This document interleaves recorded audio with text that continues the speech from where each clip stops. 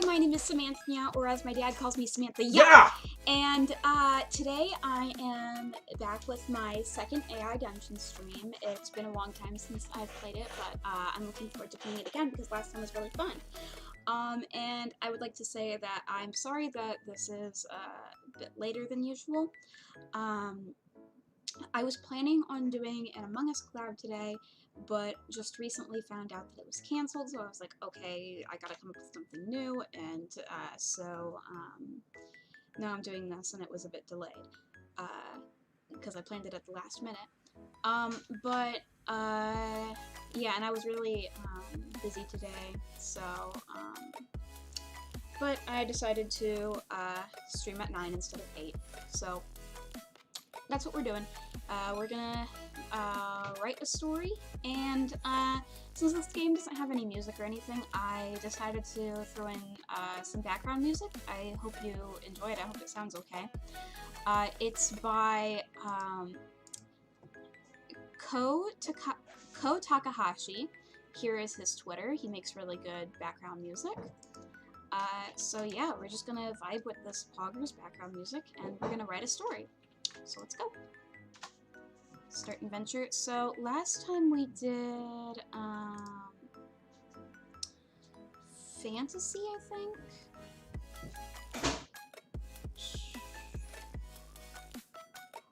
Oh, hi Dad. Anyone else watching? Oh, it says 3 watching. Cool. Oh wow, great. Alright, so it's a last time we did fantasy. So let's try mystery. Select a character. Wait, no, we can do fantasy again, and then this time I can... Yeah, okay, so last time I was a princess, but how about we do fantasy again, and then this time I will be a fairy. Let's do that. My cat successfully hid from me minutes before you went live. Aw, come back, cat! But I'm here with Orange. I have a kitty cat too. And thank you for being here, Jonathan.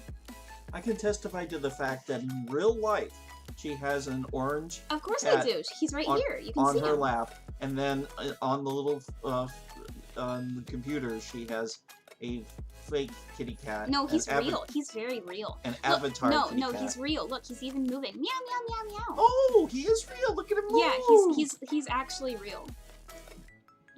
Just like I'm a real cat girl. Nothing about this is fake. No, not of course not. Orange is a good kitty cat.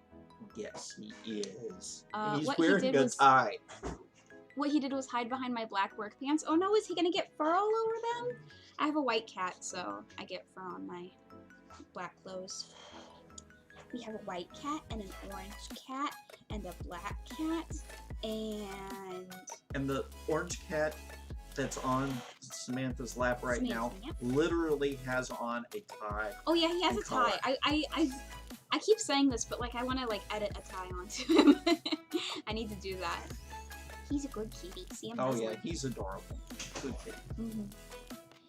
Part of why he hid well was because he has a black back and white belly. Oh, so he blends in. He's camouflaging. Smart kitty cat. Okay, so it's fairy time. It could be a witch though. That'd be fun. But I want to be a fairy. Enter your character's name.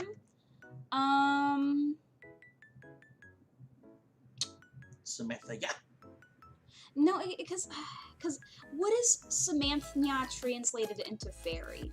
Can someone who speaks fairy tell me what the translation is for that? I think it would translate into... No, I don't think that's how that works. I've watched Tinkerbell. They don't say that.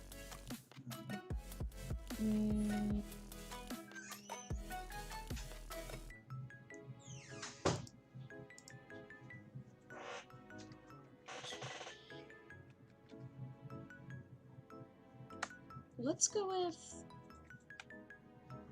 What are you looking up?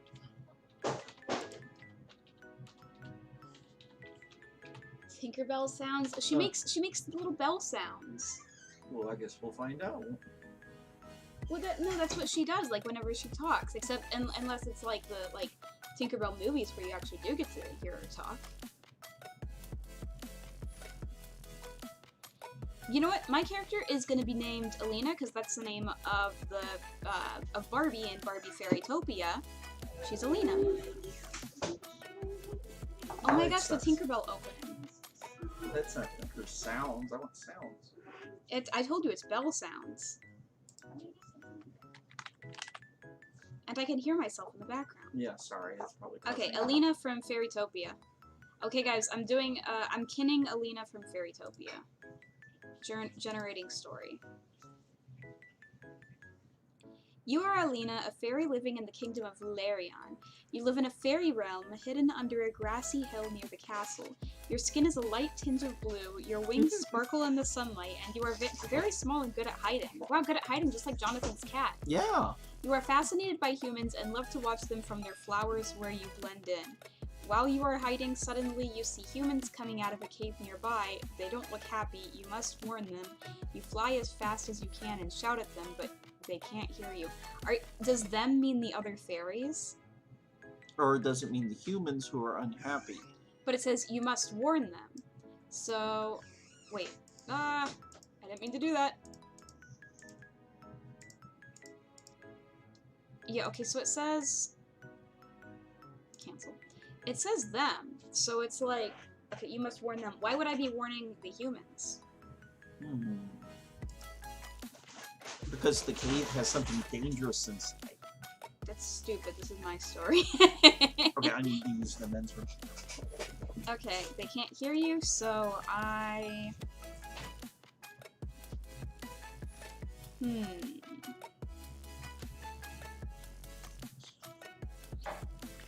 Throw a rock at them. Let's see if that works. You throw a rock at them. You throw a rock at the humans but miss. Okay, so I did throw it at the humans. The humans scream at you.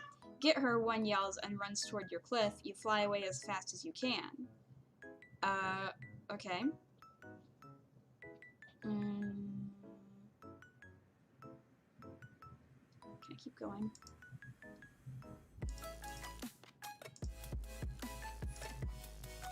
Cancel. How will you escape, you think to yourself. You look around to find somewhere to hide. You spot a hole in the rock slide that leads into a cave. Fly into the hole. You fly into the hole. You fly into the cave and are surprised to find a large underground lake. You are thirsty, so you take off your shirt and dip it in the water. You drink deeply of the sweet liquid. What? So instead of... Huh? So I find the lake, and I'm thirsty, so I take off my shirt and dip it in the water. Wait a minute. Why not just drink the water? Yeah, that's weird. Okay, I drink the water, and then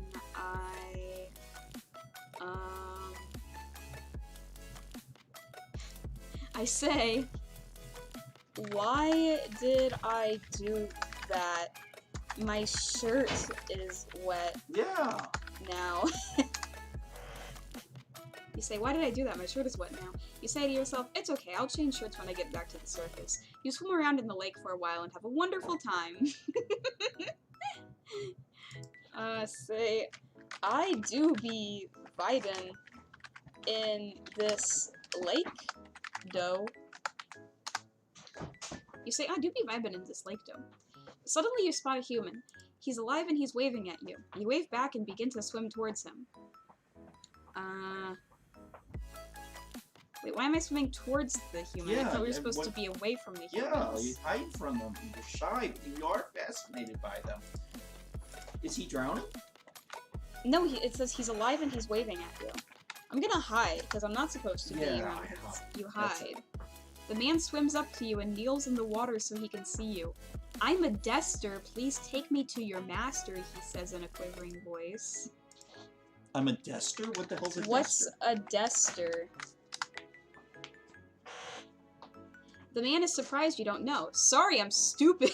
I'm gonna say that. Sorry, I'm an dumb, stupid idiot. But what's a dester?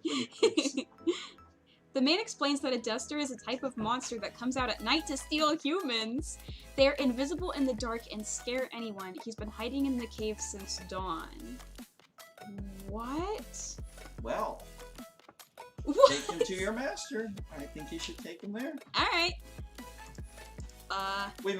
Does he kill humans and eat them, or does he just steals them. Steals them. Yeah. What the hell does that mean? Well, have you never stolen a human before? Dipping the shirt in water can help keep you cool on a hot day. Yeah, sure, but it didn't say I was hot. It said I was thirsty. Okay, I'm intrigued. This is more coherent than the last time that we played this game. Really? I got pretty good results last time. Huh. Okay. Actually, what usually happens is it starts off fine, but then it derails. Oh, okay. Okay, so... I mean... Take him to my master. You take the quest complete. Help someone... What the heck was that? Quest complete. Help someone without being seen. Huh? And then it made a sound. Okay, interesting. Well, because you took him to your master, and now the master will take care of him, and he won't steal any more humans. So good job, and you weren't seen by any humans. You take the duster to the castle. You feel bad about doing it, but your master will probably banish him. When you arrive at the castle, the duster starts screaming so your master can hear him. Huh? Okay. Mm-hmm.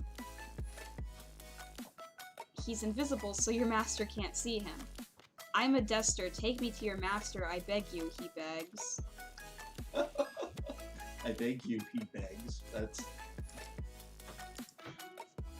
I did. You did? He asks. Yes, he says. The duster is confused. I was hiding in this cave when a fairy led me here. He said I should beg you for mercy.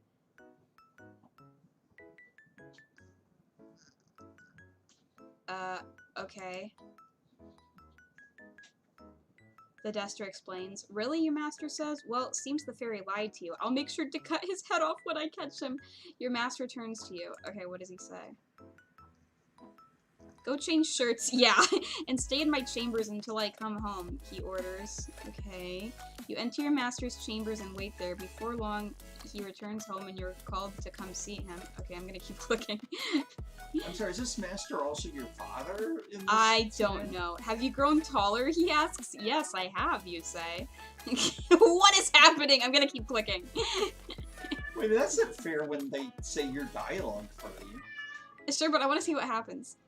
Excellent, my experiments worked. It's time to take you to the next stage. I'm going to the art museum to steal the largest painting they've got. Great, let's go. With the bad guy? The master. Go to the art museum. Don't try to mess with my story, Dad.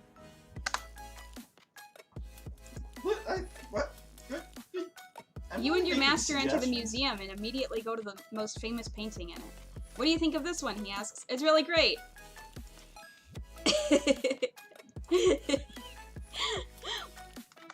Alina was lying. Wait.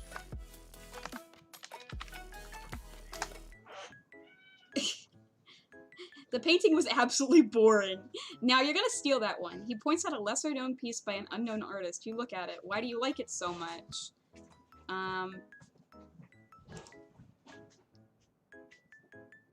It's pretty. No, I mean, why did the artist make it? What was he trying to say? I think he was trying to say that the world is beautiful. I'm gonna say, that's stupid. You say this to your master and he gets angry. The artist is a genius! Staying in that cave deprived you of so many things. Beautiful objects are only an example of these things. These paintings suck.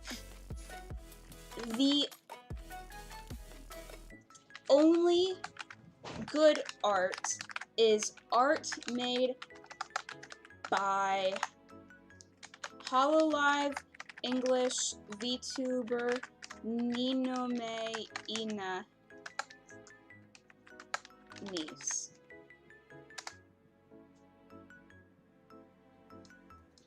Your master sits down and stares at you. In a calm voice, he says, "That is the stupidest thing I have ever heard. You're dumb," you say. "You're an idiot." You pee your bed. I don't. You do. Stinky and yellow, too. Your master stands up and walks out of the room. Fart. You fart. You hold in a fart so it doesn't escape your body. As soon as you can, you let it out with a loud belch. "I'm hungry," you whine. "In a bit." Feed me a pre-breakfast snack.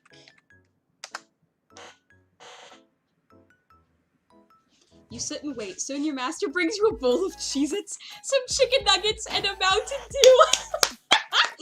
I just told this dude that he pees the bed, and he brought me a bowl of Cheez-Its, some chicken nuggets, and a Mountain Dew. Wow, this is where it goes off the rails now. I'm not making this up. The AI came up with this itself.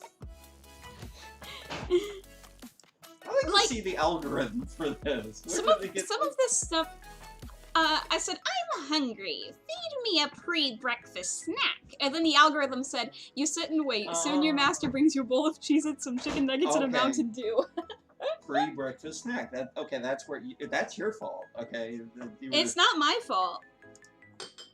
Bring me a pre-breakfast snack.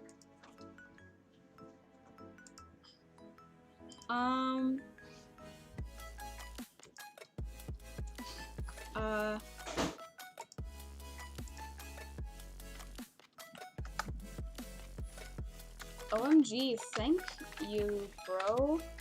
I love Chicky.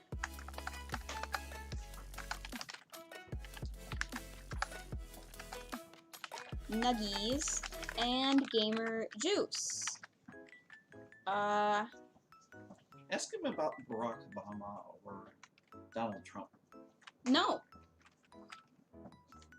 Wait, hold on. No, I know what I'm gonna do. Ask him about Orange. Because Orange is on your lap. I actually did have Orange in my last story. Give him an autograph in Movie Star Planet as thanks. Yeah, there you go. What? Oh, okay. Yeah, hold on. Give me a second. I have an account. I just gotta log in. I thought it wasn't gonna let me play, but yeah, I can just log in.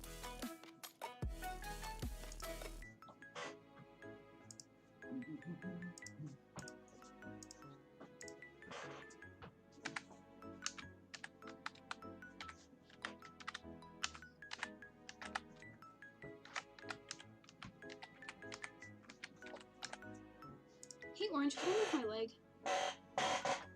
Marriage, all stories played on this. Yeah, sure.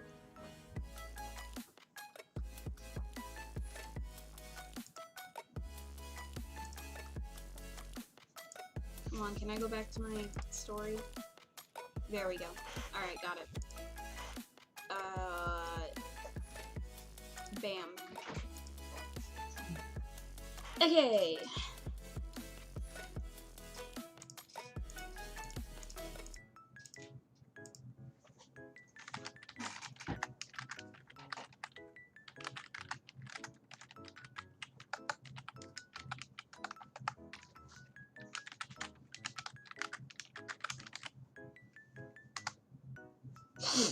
You give him an autograph in Movie Star Planet as thanks. You make a comment in the Movie Star notebook about how great the Cheez-Its were. You give your autograph to your master, then eat your snack. Oh, I wrote in his guest book. Cool. Alright. Then I...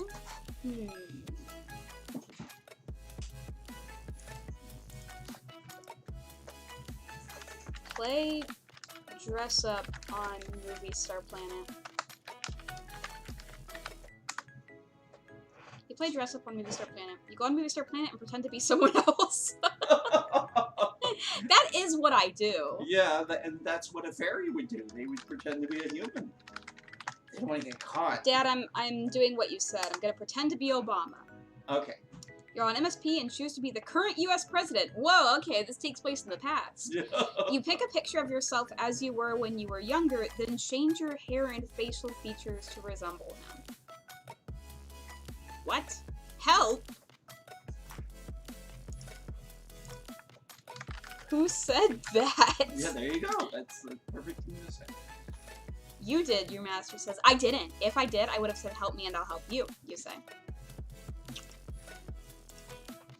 You totally destroyed him with facts and logic. He's speechless.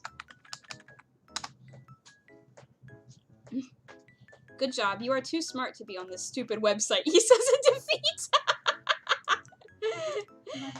Close out of... Wait. Oh.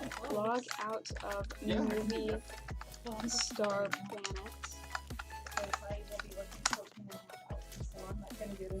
You log out of movie Star Planet. I'm bored, you say. Put on your seatbelt. There's a speed bump ahead, your master says. You unbuckle your seatbelt.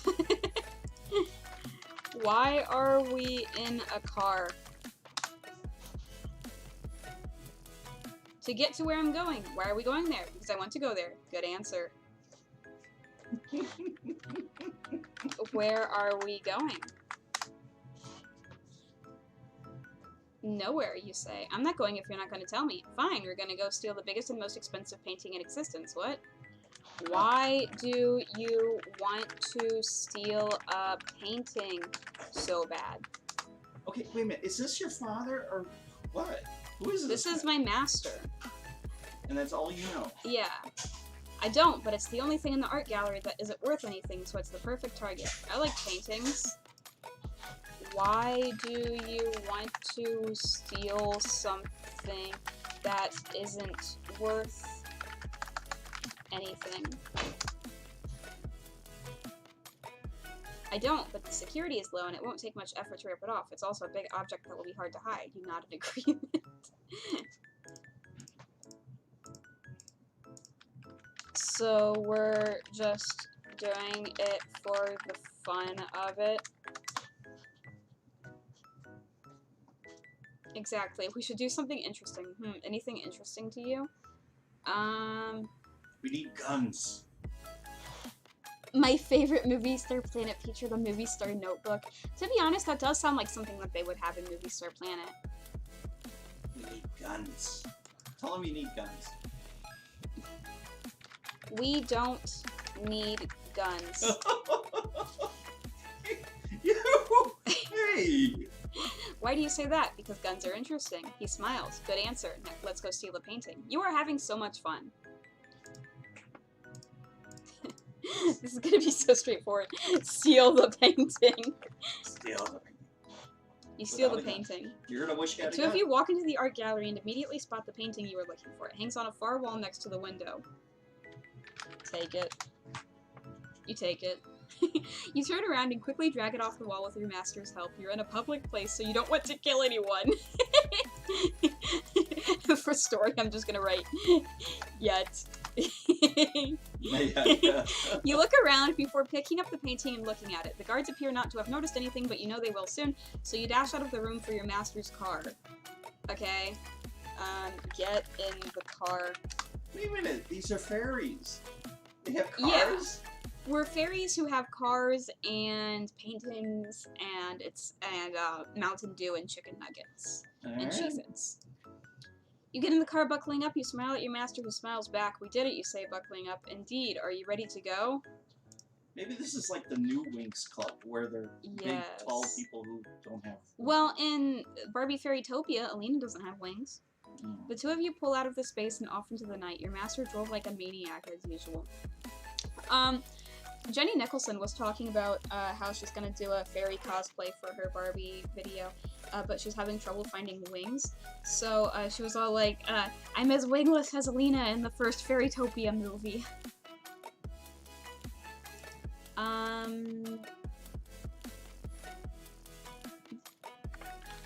Bro, slow down. We don't want to do anything illegal. Stop being a girl, I'm driving. You sigh but know that he's not going to listen, so you pass the time in silence. Kill him for being misogynistic. You kill him for being misogynistic. You pull out your gun, shooting your master in the head. He falls out of the car, a bullet wound to his head. You then get back in the car and drive off. This is what will happen to any of you if you're misogynistic. Okay, let's see, what should we do with the painting now that we have it? Let's,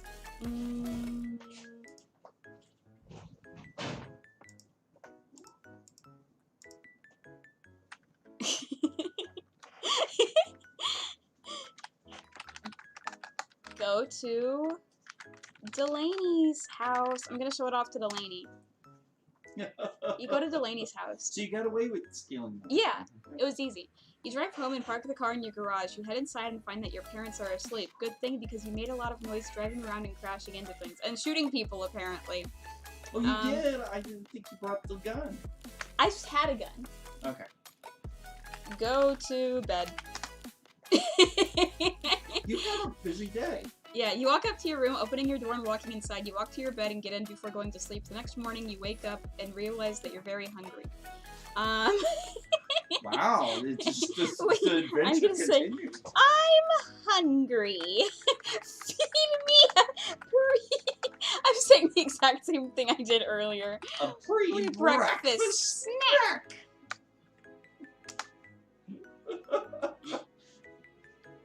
G-Money appears, holding a bag of chips and a can of fruit drink.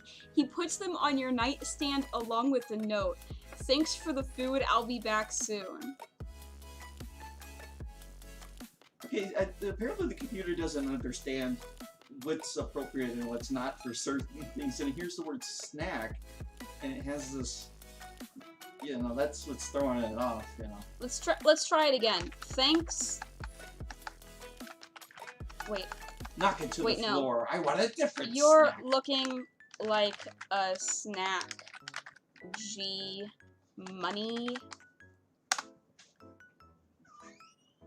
G-Money grins, shrugs, and smiles. I don't care what anyone says. We're all looking for the one we can't have. I just happen to be it. Oh. So profound.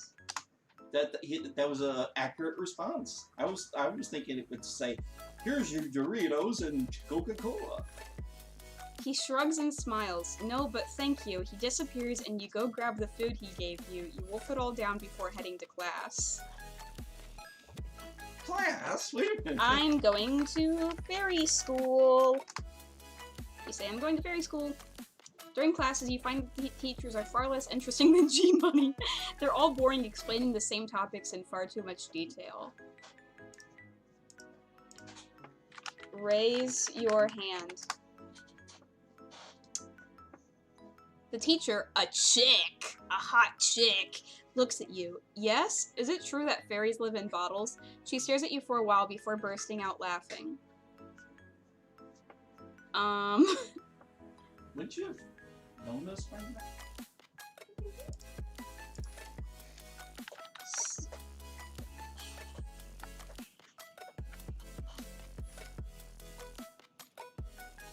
I live in a bottle. I just wanted to know if that was normal. Okay. She lets out a long sigh, shaking her head. I wish I could give you bad news, but yes, that is the case. Okay, that is normal. Fairies live in bottles. Okay. Cool, thanks. I wasn't sure because I don't have any friends except for G-Money and my master that I killed.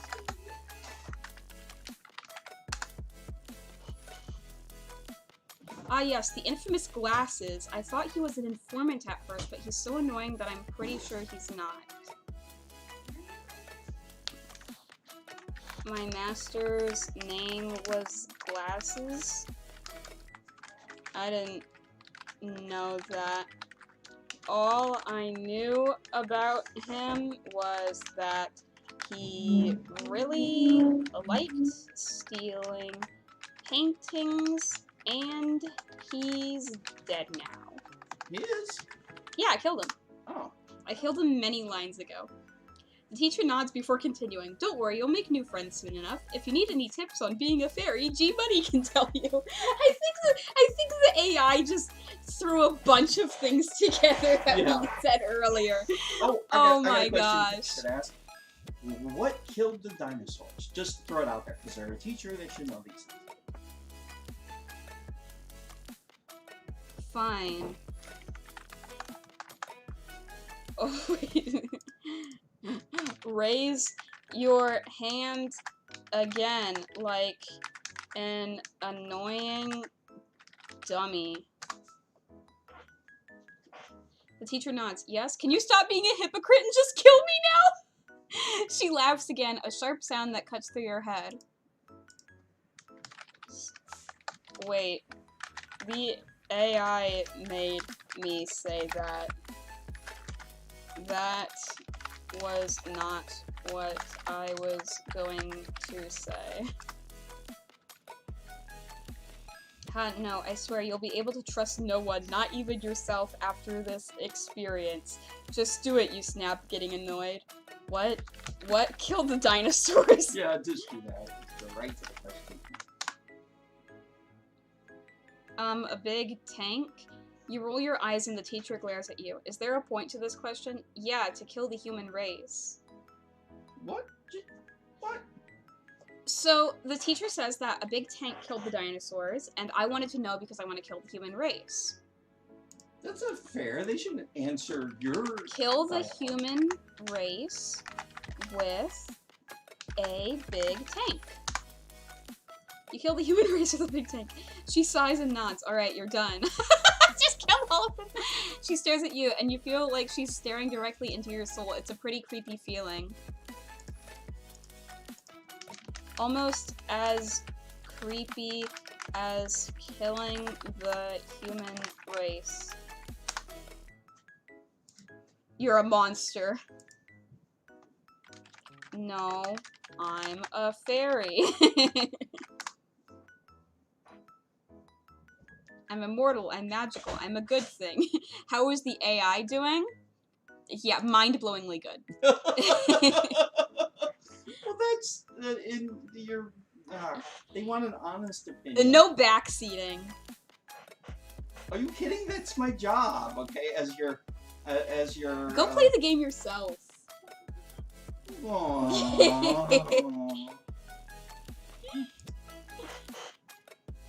I'm immortal, I'm magical, I'm a good thing. You sigh, shivering from the cold. You're in a gray concrete room, bare apart from a few wooden tables and chairs. Okay. What am I... Hold on. I want to be your Andy Richter to your Conan O'Brien. You don't get that reference? Your words disappear into the cold as they leave your mouth. You're not sure where you are exactly. I wanted to be the Tonto to your, Sit in Lone the Ranger. chair. The chair is cold and hard, digging into your skin as you sink into it. You examine the room. It's pretty bare. Say, Uggo room. No response. You're not sure how much time passes, but you put your head down on the table and fall asleep.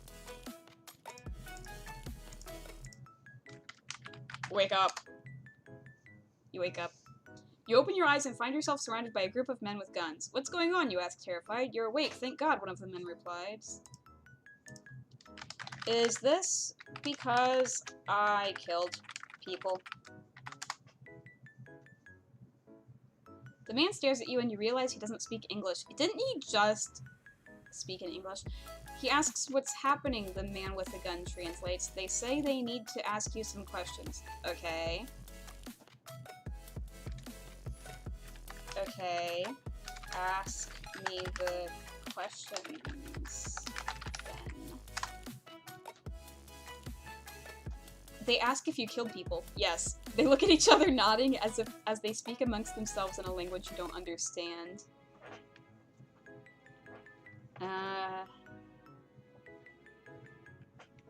Speak English! You're in America! John McJohnson. The man looks at you before switching to English. Do that next week. Or tomorrow.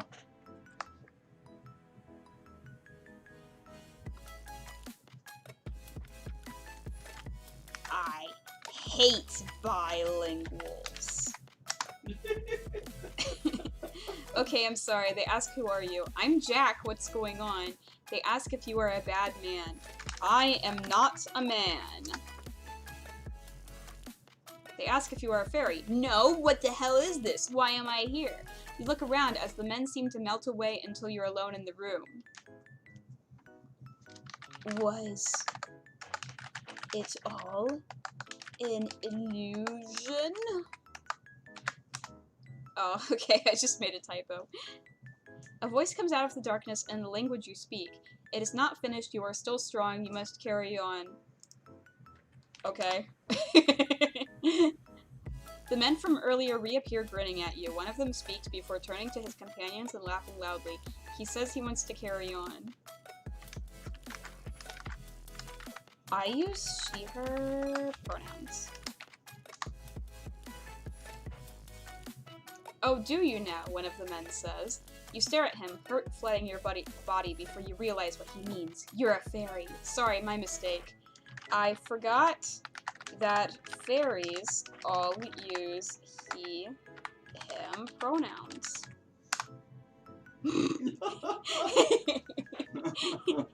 The men grin and laugh before nodding at you. Well then, you're fine. Let's go. Follow them. You follow the men, walking down the hallways towards who knows where. You're led to a large room at the end of the hall with a huge feast spread out on a long table. Eat everything. You're full from the food, so you don't even look at the rest of the feast. You just bark an order at the guards to lock the door and sit down at the table to eat. What? Eat.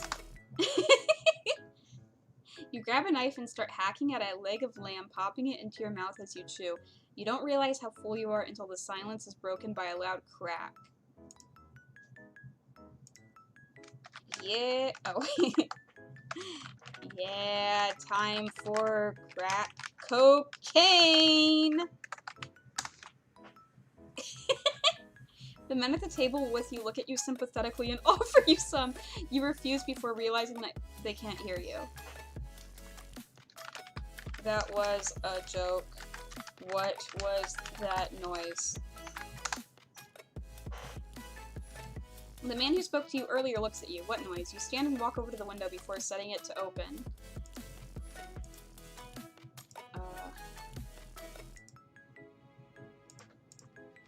You see a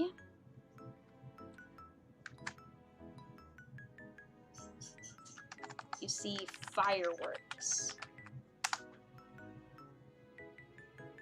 I thought you said we were leaving soon. We are, just wait a bit longer, okay? You sit back down and start eating the crackling. What? Eating the crackling.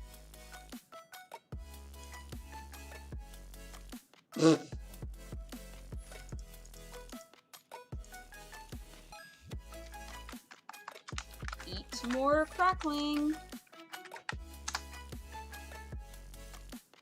You eat more crackling before the door opens. You grab your knife, but then the men just smile and hand you a big bowl of pecans. You nod and start eating them.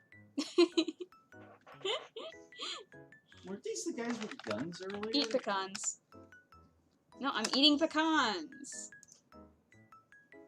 They're delicious. There's no other way to describe them. You eat more and more, and after a few minutes, the door opens again. Eat more pecans. This time, a big man with a gut that defies understanding and a huge beard down to his chest enters with a huge bowl of pecans. Eat that bowl of pecans. He dares. You eat the entire bowl as the man laughs and nods at you. I think that's your limit, kid. You feel sick. It's not just the quantity, it's the quality. Eat more pecans! How does he explode?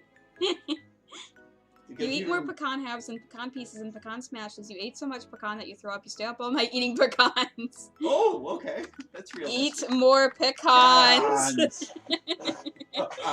You finish off the bowl. You want more so badly. You look around the room desperately and spot a bag of cashews on the floor. You grab it and begin to chew them up. That's not the same. You Ew! want pecans. These aren't pecans! I want pecans as an early morning snack. Your stomach turns. You're not sure, but you think you just threw up cashews. I'm sorry, fresh pecans aren't legal in Australia, the man shrugs. We're in Australia? I thought we were in America! I'm John McJohnson, and I want to go back to America where we have freedom and fresh pecans! Freedom from universal health care like they do in Australia. The man laughs heartily. Kid, if you really thought you were in America, why didn't you just stay there? You drop the bag of cashews. You know, I guess we didn't know where we were at the beginning of this. You should have asked. What country are we? I wish I was a fairy and not a John McJohnson so I could fly to America. Why not just fly to America? The man smiles. Well, fairies can't come to this country, but there is a wishing well over there. He points over to a large stone well behind a tree by the hedge maze. Okay. Wish that you were in America. You wish you were in America. You are whisked away from this strange fairground and into a world of freedom and fresh pecans! Oh, that's great! Oh.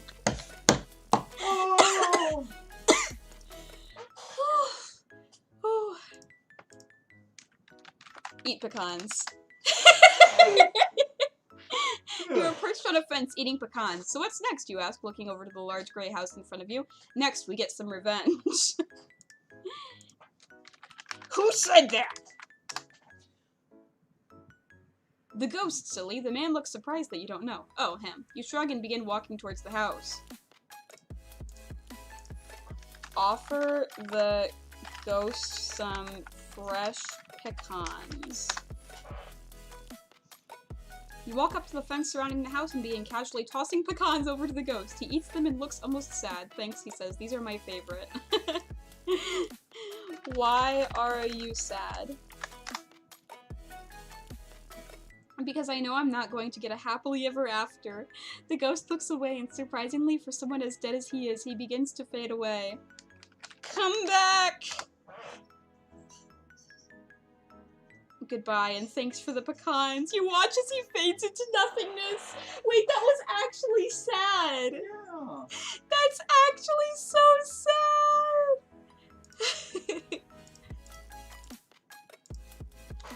That was actually so sad. Use pecans to summon the ghost back. You slowly walk back to the well and begin feeling around in the dirt at the bottom for answers. You feel a small metal key which you grab. The key dangles from your fingertips. Stab the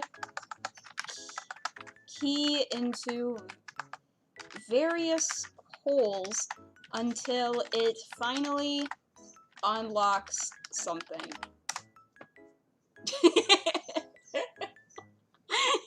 You You walk back to the house to find something to wrap the key around. You find a small wooden disc and quickly wrap the key around it and secure it tightly. Wrap the key around a small wooden disc? What? Hold on. No, I don't like that. Can I?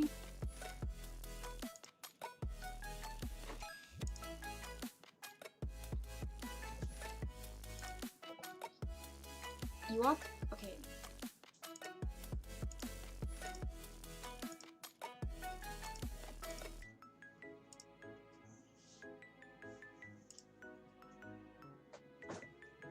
You twist the key in the lock and jiggle it back and forth. A bolt of energy shoots out, hitting you in the stomach. You fall back and the key falls down the well.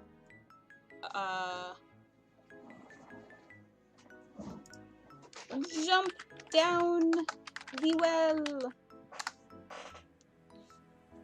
You jump down the well only to find that the key has fallen straight down the well and into the darkness. You curse. You now have no way of entering the house. Break a window of the house. You press your hands against the window of the house, and as hard as you can, you begin smashing your fists through the window.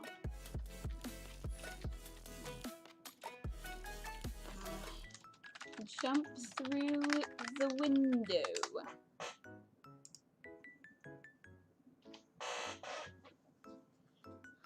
The inside of the house looks like a bomb site. There is smashed furniture and broken crockery everywhere. Say, a go house. You head upstairs. You see a woman in a nightrobe trying to button up a ripped up shirt. You stop her from doing so, and she looks at you in shock.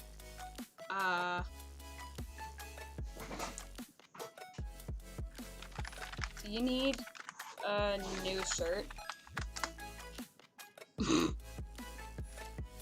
What the heck are you? She asks, baffled. She studies your face and eye you aghast.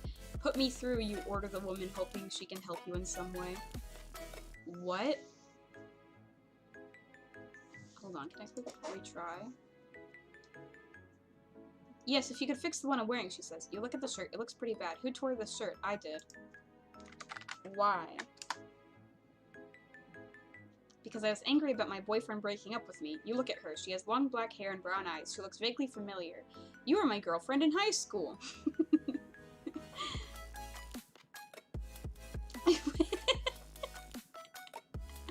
What? I'm gonna sew her shirt.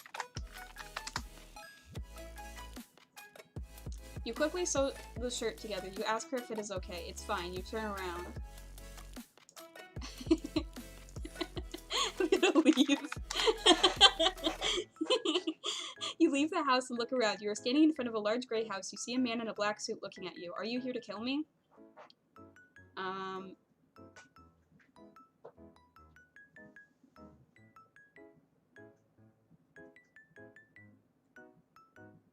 Hold on. Let me edit this. Are you...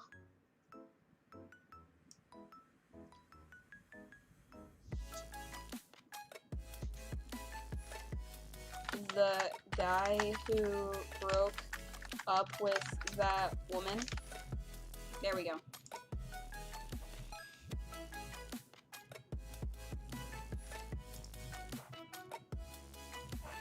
Yeah, I'm her high school boyfriend. He smiles. Well, she certainly agrees with you about me.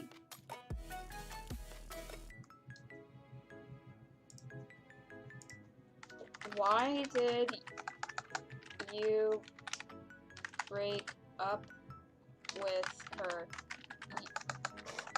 You made her angry. He sighs and walks past you. I'm a doctor, not a relationship expert. Just know that breaking up with her was the right thing to do. Okay. You walk past the man and look at the large house in front of you. Are you the owner of this house? No, you turn around. Cringe. He looks at you, raising an eyebrow. What? Nothing. You continue staring at him. He looks away first. You stare at the house for a few minutes. Go house. Do you know when the last time this house was painted, you ask? I have no idea. It isn't my house. You raise your eyebrows. Then who does own this house? Is it the woman? Yes, he looks at you, his expression unreadable. You realize he may be the infamous doctor. Why are you looking at me in that way? Are you the infamous doctor? Are you the infamous doctor? He frowns. The infamous doctor.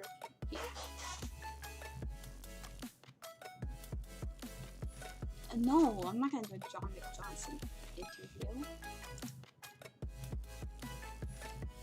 The infamous doctor, he says, laughing shortly afterwards. You roll your eyes. Yes, the infamous doctor, you repeat. He smiles. Good one.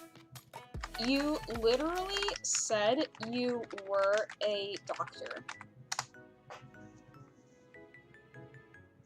Yes, I'm literally a doctor. I literally study for the love of God. You sigh, annoyed. Why are you following me? He shrugs. Wanna be friends? Sure, I'm Harry. He holds out a hand which you shake. I'm Gwen. My name is literally okay. Huh?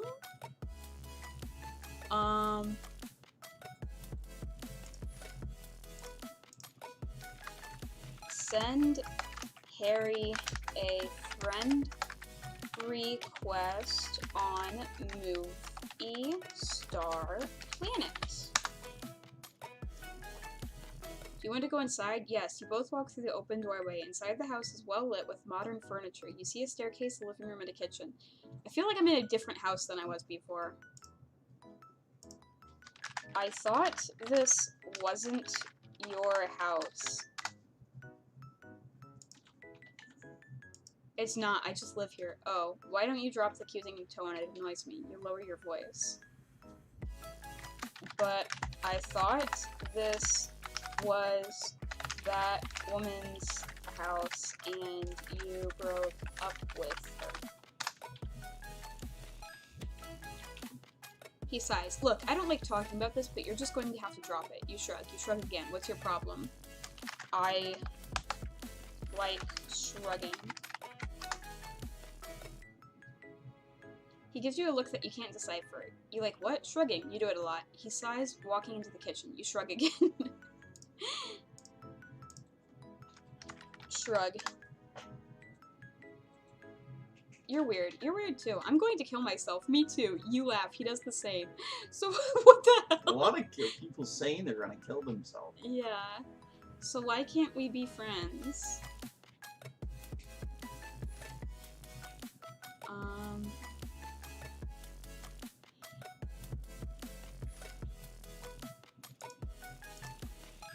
What's your favorite food? Mine is pecans.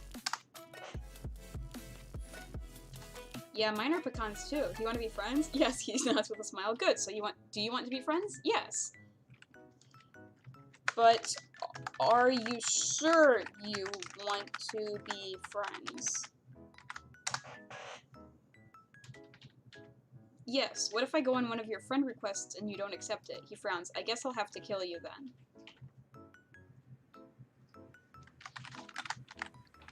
You're gonna shoot me if I shoot myself? That doesn't make any sense. What doesn't? That you won't accept my request if I request to be a friend. He holds up his phone. There's a button for that. Do you play Movie Star Planet? Yes, I'm a movie star. You send him a request to go on a date. He accepts it. After sending the request, he holds up his phone. We should play a game. Play Dress Up on Movie Star Planet with Harry.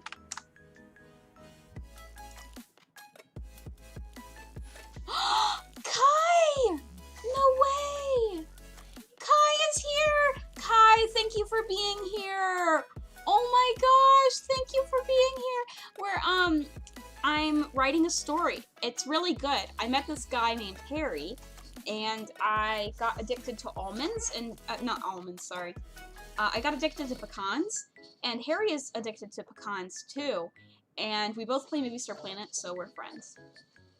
Oh my gosh, I am so happy to see you here. Thank you for being here. Oh my gosh. Ah, I love you, Kai. Okay. So, you play Dress Up on Movie Star Planet with Harry. What are you supposed to be? A doctor. You both laugh. You pick out a white doctor's coat and some scrubs while he picks out a stethoscope around his neck.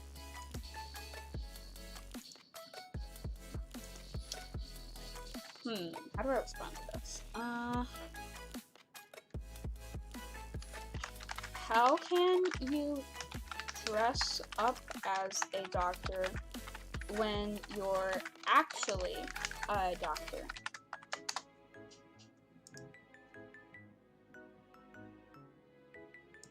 I'm a doctor because I'm a doctor, not a doctor because I'm dressed as a doctor. I can be either one. He laughs. So you can dress up as a doctor even when you're actually a doctor? I can be a doctor even when I'm not dressed as a doctor. What if you get scared and don't want to go on the date? You're going. Go on a date with Harry. I'm just going to call you Dr. Cooper on the date, alright? Fine, you nod. Harry's calling me Dr. Cooper. Are we both doctors? I guess so. Cool. You and Harry eat chicken fingers and soda before going back to his place, which is only a few feet away from the dinner. I have to work on Friday. Cringe. Oh, okay. Maybe we can go out Saturday instead. That's fine. Just let me know. You both go inside, leaving the door open to let the heat out. What? Okay. Do you have a cat?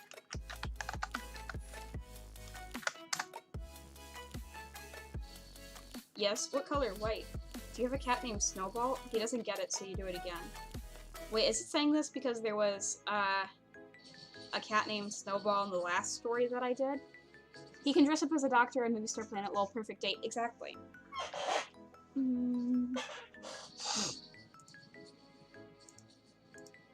That reminds me, I should send Harry a boyfriend request on Movie Star Planet.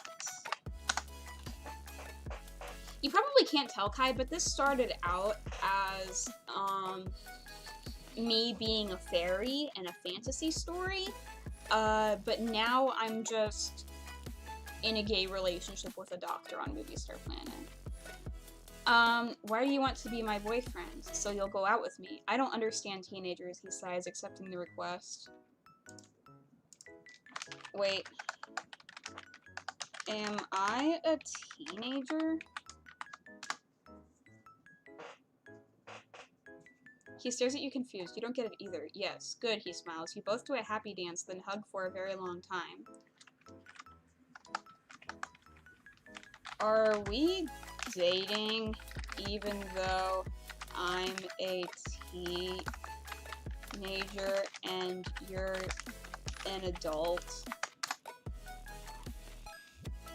I'm not gonna say anything. Good. You both play for a bit, then he says he's tired. Man, I'm just gonna stay up and watch Netflix. Okay, I'm gonna run away and never come back.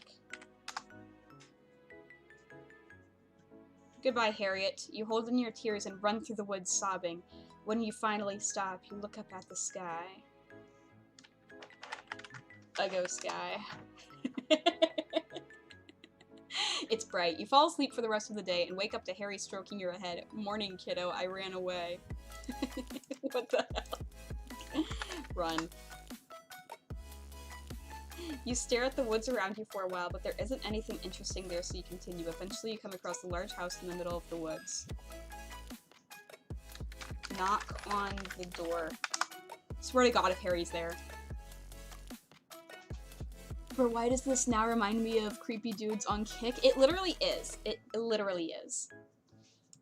A woman with long, curly, and dirty blonde hair opens the door. Who are you? I'm Harriet. Harry, who are you? I'm your new governess.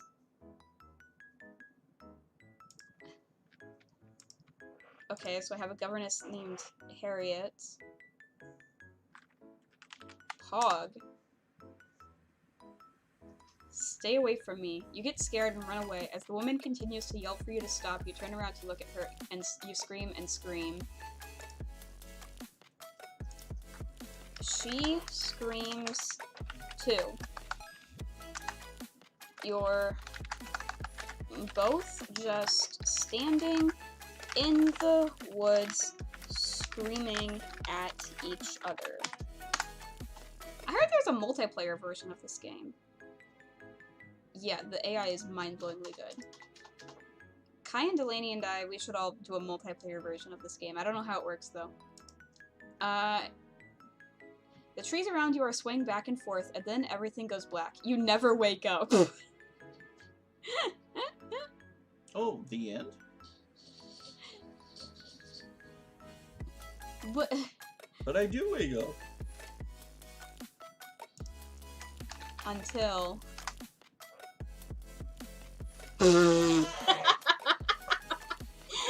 Okay, yeah, no, that's it. I just know what to say. I never woke up. I started, bruh, you died? I did. I just screamed at this lady and then never woke up. I don't know, you had an intense adventure. It seemed like you were kind of due to die. You know? What the heck? Sometimes it be like that. It literally do be like that sometimes. Wow, okay, I'm calling that the end of that story. Okay. Whoa, can I... Okay. How do I'm wondering...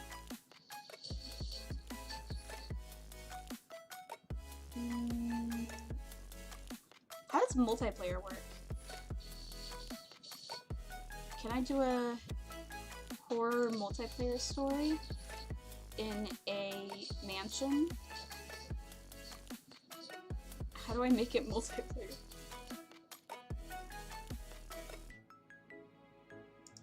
Character name Samantha.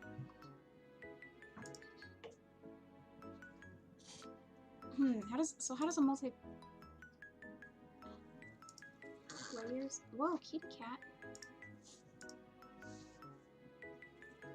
Invite friends. Oh my gosh, guys, I figured it out. You can you hear Orange? Yeah, guys, can you hear Orange? He's being very loud right now. Okay, I tried making a multiplayer game, and this is what it says the code is. So, anyone who's watching, how many people are watching right now? There's... Wait a minute, let's see if they can hear. 4 viewers! 4 viewers.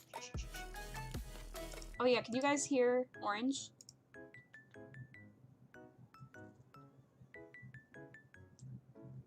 I can try holding him up to the microphone.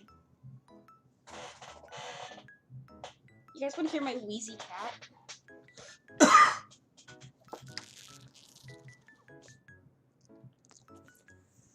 You know, I have BGM playing, so maybe they can't hear him over that. I didn't even see there was a cat next to your little character thingy. That's so cute. Thank you. Oh, you can't hear him. Yeah, I've got my Orange. And actually, there's a cat behind me that's part of my overlay, which is made by Just Robin 16. She's great. Okay. Yeah, so I figured out how to get people into the game. So I guess you just gotta, Kai and Delaney and, you know what, Dad too, because apparently he likes to backseat.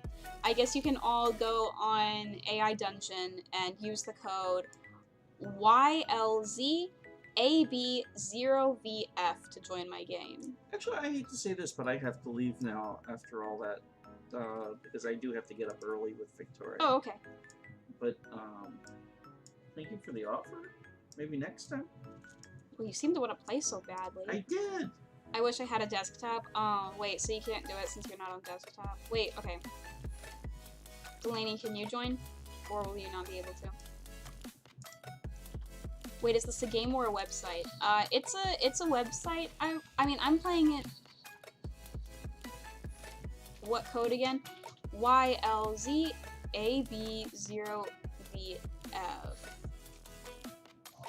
I made it big. Is this gonna work?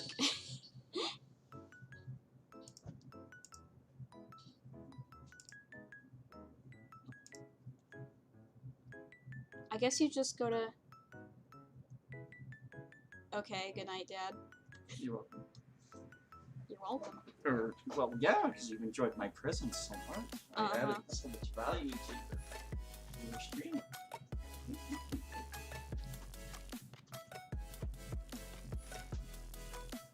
Okay, I'm currently on play.aidungeon.io. So basically, like, you can just,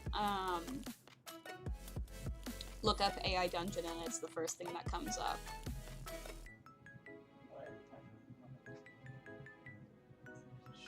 Keep in mind, I've never done multiplayer before either, so I don't know how it works. Kitty pretty. Kitty pretty. Kitty pretty is itty bitty. Mwah. Yeah, he's my itty bitty orange. Yes, he is. I have him right next to me.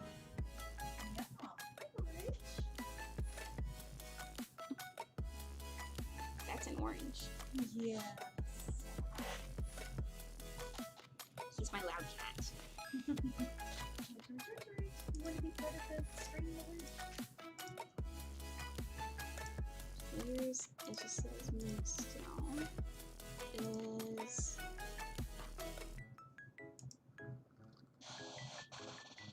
is this working? I can... Wait, I wonder if I can type the code here.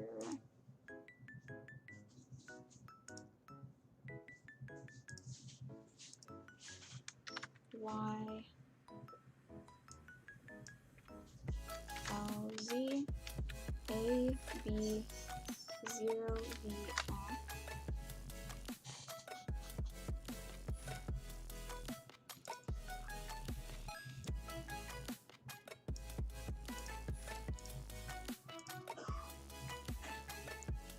You're in, apparently? Let me see if it says you're in here. Players. Okay, it looks like the players are Samantha and someone who is unnamed. So I suppose that is Delaney. Kai, are you having any success getting in?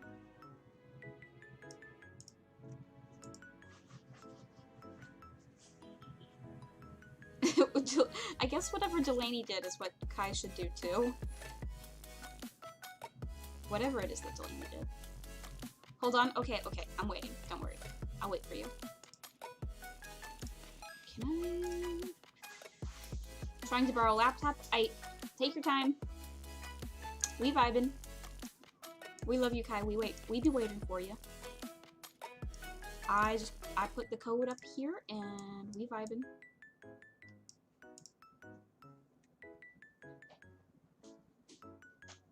And next to the B, that is a 0, not an O, just to clarify, because it looks kind of like an O. Orange is wheezy. He's a wheezy boy. It's pretty easy to be wheezy. I would invite Isla and Tui to this, but it says, I mean, they're not watching the stream, and it says on Discord that they're offline, so, I guess neither of them are available right now.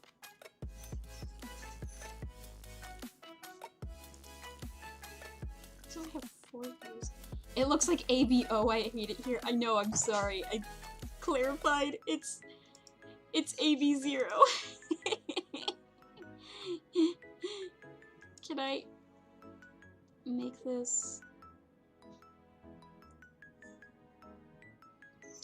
Is there a way to...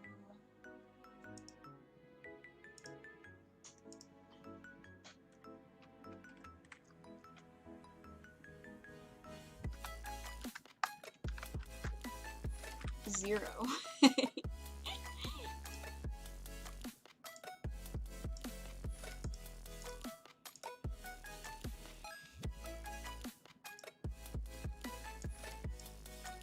I fixed it. Now it is clear. Ta-da! I've solved the problem, Delan. The problem is solved.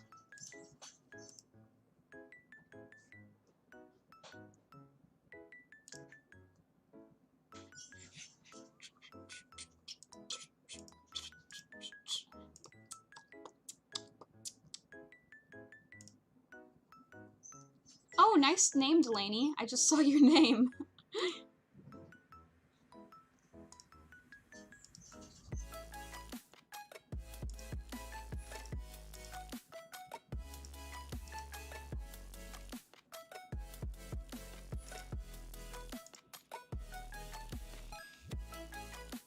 Okay, give me one more sec. Yep, no problem. The problem is not solved. It is solved. Cursed code, cursed code. Shut up. Shut up. No, shut up. I'm not listening.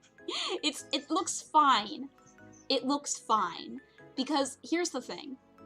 I could write it in a different font and it would look like a 0. But if it was in a different font, it wouldn't be Comic Sans. And it needs to be Comic Sans. You know what? I don't like your message. I don't like that message that you just put, calling it a cursed code. You have a bad attitude. I'm covering that up with a splint stick. You write a message I don't like, I cover you with a splint stick. That's how it works around here. My stream, my rules. You get covered with a splint stick. I put the code in and now the screen is blank? Is it supposed to be? Is that what it looks like for you, Delaney? Let me see. Players. It still says Samantha and the Fitnessgram Pacer test. That's strange. The screen is black. Yeah, that shouldn't be right, because it still says that the players are just me and Delaney, so it doesn't say anyone else.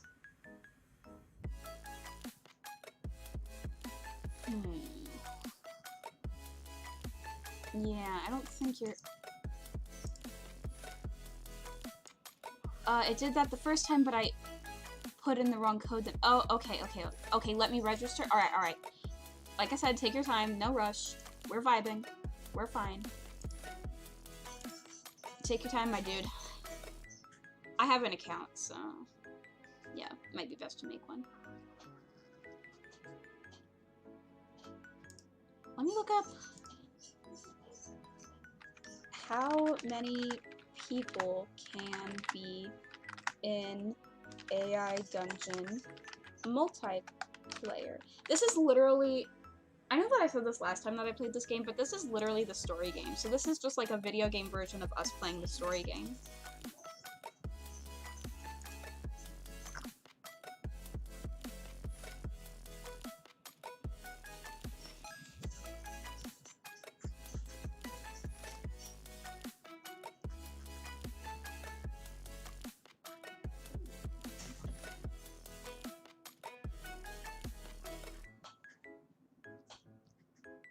Okay.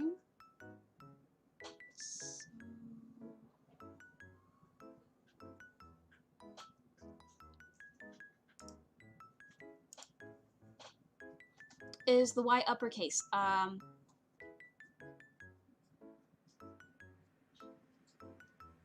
Quarantine Warrant story game adaptation. Exactly. Although I guess we could hang out in person now. Delaney, like you and I have already, we have hung out in person. And Kai, I would like to hang out with you in person. Hold on, invite friends. Oh yes, the Y is uppercase. The Y is indeed uppercase, yes. Yeah, Comic Sans is a cursed font. Whoa, that was a loud snore, Orange. Orange is snorange.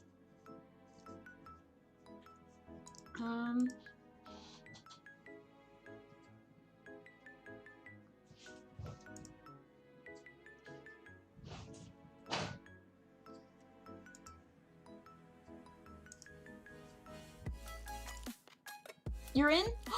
You're in! Okay, let me see. Players. Nice! Nice! Oh my gosh! Yay! Comic Sans is actually really good for many reasons, but my brain only goes hee hee meme font. Yeah. Hold on, I'm deleting this now. Remove.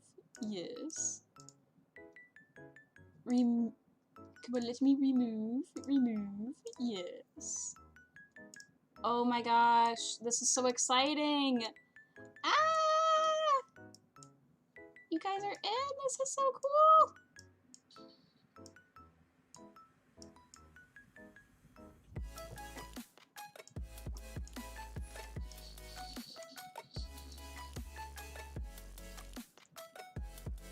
I see that something's going on, but I'm busy making sure this is centered.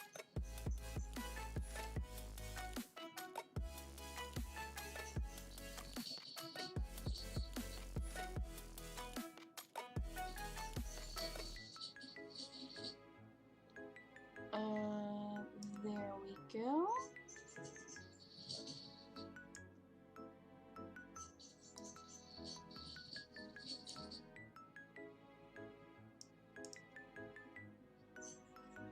Okay. Now I've got the screen up here, and wait, what is happening? What is happening? Okay, okay. I am a lonely stoner, that's it. Maybe I'm into the whole living off the land thing. I don't know, but what I do know is that I definitely didn't invite you here. Hey man, calm down. Okay, fine, but if you're really interested in this place to do, at least bring me things to eat. Yeah, I got some trail mix and apple juice. Wait, huh? What is happening? Smoke weed, have weed to eat.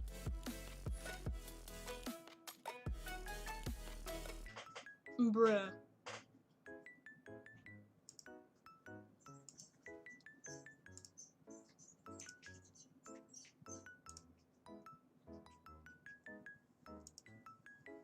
Whoa, what is happening? Wait, what does this do?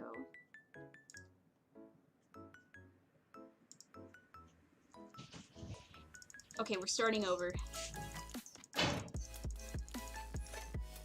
Okay. I'm the dude, I'm so confused. Okay. So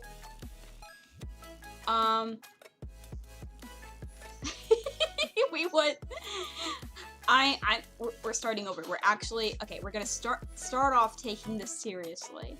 So we're gonna no, no, don't type. I want to start the story. I am the VTuber here. Okay. We're actually gonna start with an actual story. It asked me to tell about myself, so I did.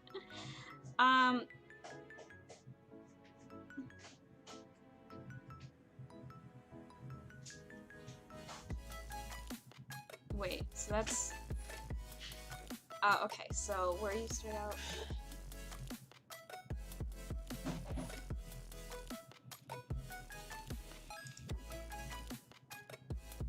Bruh. Okay. So, wait, no. So, wait.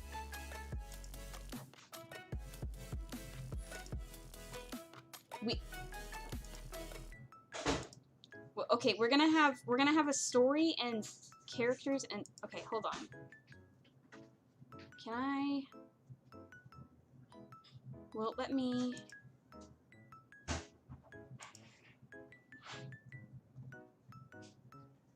Wait.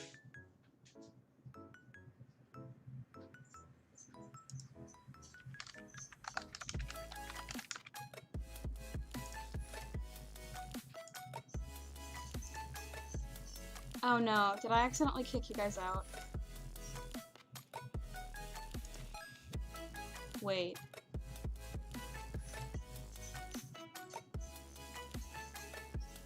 I'm sorry, did I kick you out? I'm sorry.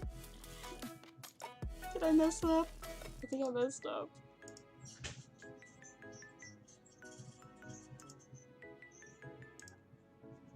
I got kicked out, I'm sorry. Yeah, I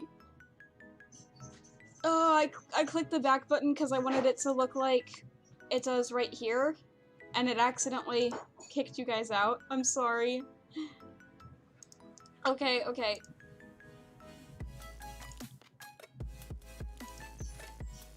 I need the code again. Yeah, I know. Here's the new code. Sorry. Okay, new code. Like I said, I've never played multiplayer AI Dungeon before, and this is actually just my second time playing AI Dungeon in general. So yeah, new code is JVX79GSN.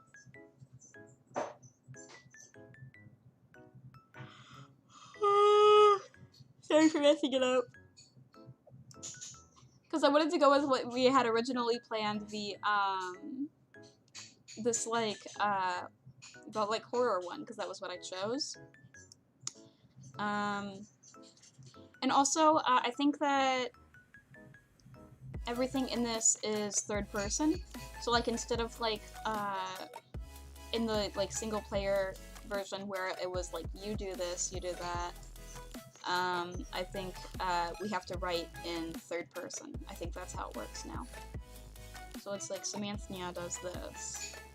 Because that makes it less confusing whenever there's multiple people. Okay, you're in again. Delanye, are you in? Good, good, good, good, good. Okay, thank you, thank you, thank you, thank you.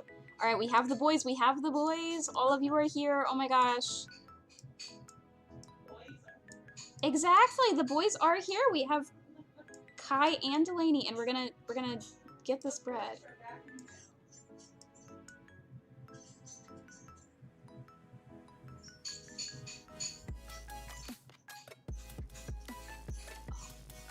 Okay, I've got it centered.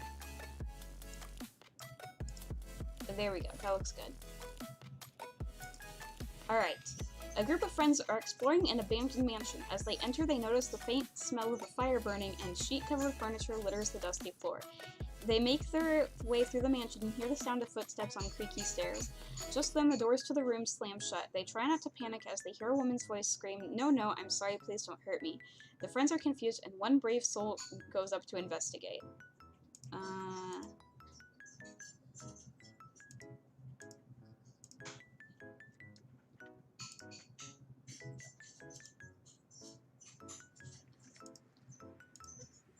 The bee that smokes weed.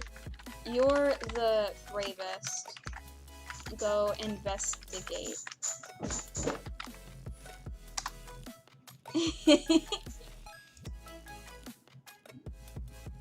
You turn to your friends and proudly announce, "It's a ghost, I'm the bravest." With excitement, you quickly head upstairs, but your friends don't move. That is not what I meant to type. Says bruh. You look back and forth between your friends' faces before turning to the girl that smokes weed and saying, "You're a coward." Oh yeah? I'm not scared of ghosts.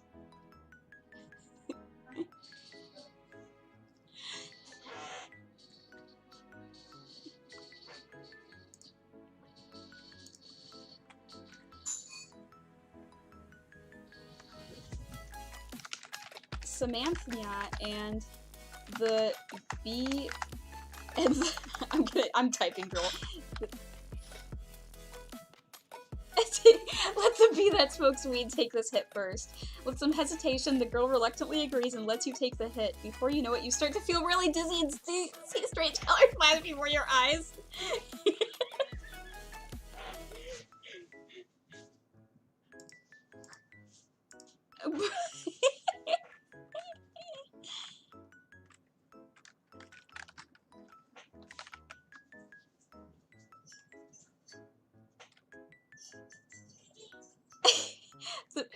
The bee that smokes weed says, "The bee that smokes weed think this be laced, bruh." You look down and see that the joint is indeed laced with some sort of acid. You start to laugh as you realize that this whole adventure was set up by the weed-smoking girl. The fitness grade pacer test. You stand in line next to your friends and then hear the fire alarm inside the room going off. You wait for the fire exit to be unlocked, but nothing happens.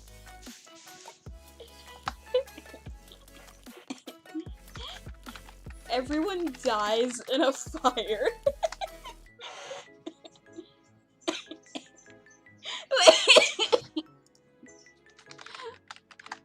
We broke it. It's okay. Epic.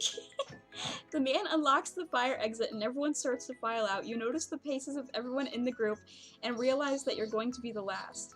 You look back and see that WTF, you look back and see that the faces of the other groups were printed on a card. You quickly memorize what you think they are, then run back inside to grab it. The fitness gram pacer just freaking dies. You rush back outside and find that your faces card has been destroyed with what was probably a ball peen hammer. You start to panic and one of your friends tries to calm you down. What is happening? Somewhere in the distance, you hear a woman scream and see a fireball rise into the air. Your friend tries to comfort you. It's okay, it's okay. Wait, I laced it myself.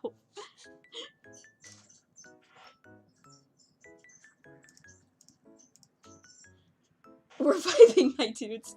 You shake your head and try to make sense of what's going on. A massive explosion has destroyed a large part of the city, and what's left is burning. Call the fire department.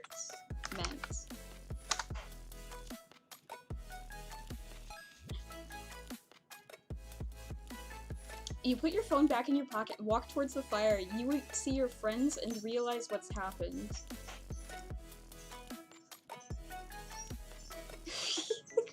Who smokes weed runs towards the fire. You run after the girl and try to stop her. Don't! You both watch as she disappears into the black hole. She dead. The word dead appears above the girl's head. You are now dead. Am I dead? The word yes appears above your head. You are now yes. Okay, that's it. This is stupid. You hit the back button and try again. The fitness gram pacer test follows the bee that smokes weed into the fire. You stand and watch as the bee's smoke dissipates in the wind. Come back to me, please. You mutter to yourself. The word back appears on the screen. Go back. You turn around and see the woman you saw earlier coming towards you. She put her arm around you and says, "We have to go now." You start walking towards the exit as the screen disappears behind you. What? Does anyone know what is happening?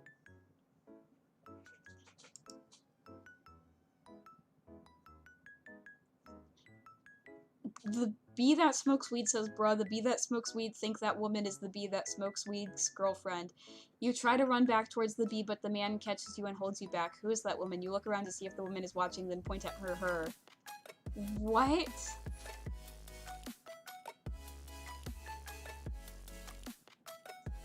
What is happening?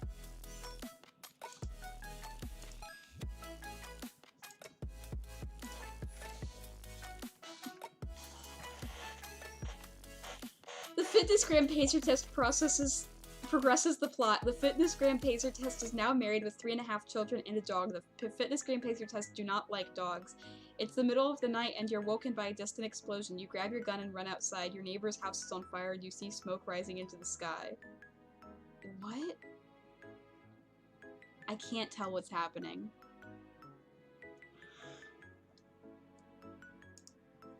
I don't know what's going on.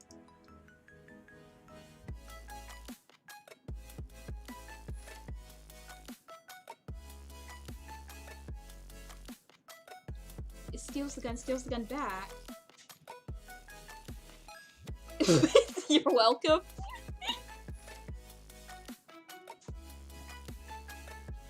The fitness gram pacer test is cringe. You drop to the ground and stare at your wound as the woman walks over to you. You should go inside. You're not in agreement. Slowly get to your feet, clutching your wound. What does Samantha do?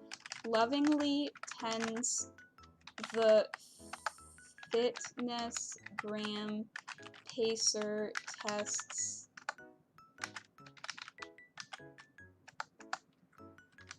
wounds. The bee that smokes weed smokes more weed. You slowly walk into the house and sit down at the table. You've been shot and you don't feel the need to show off how tough you are by running after the woman. Wait, so you've both? What is happening?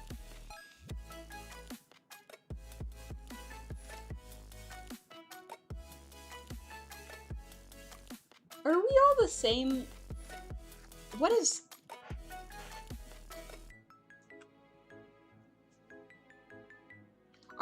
the same character or are we all different characters? I assumed we were all different characters, but this is making it seem like we're all the same person, because it keeps saying you for all of us.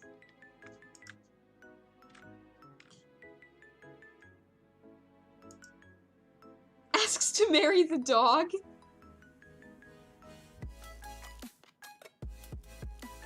Does anyone know what's happening?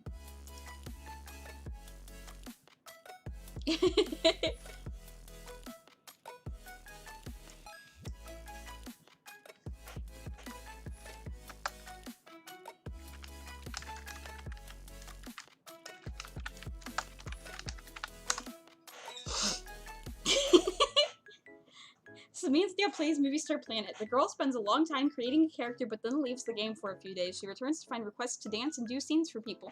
Yeah, that's Movie Star Planet. Dances and watches porn. The girl watches tons of amateur and pirated content before finding something that she really likes. She spends hours watching people have kinky fun and talking to people online. You've never seen the girl look so happy. Why is this accurate, though? I think it's actually funnier if we're all the same person. Yeah.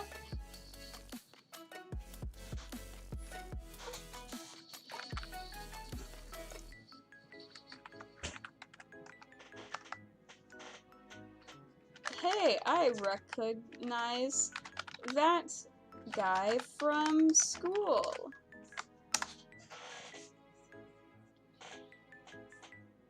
You reply, yeah, I took a class with him. Really? What's he doing here? Someone tell me what he's doing here. Fitness gram pacer test or the bee who smokes weed? Tell me what he's doing here.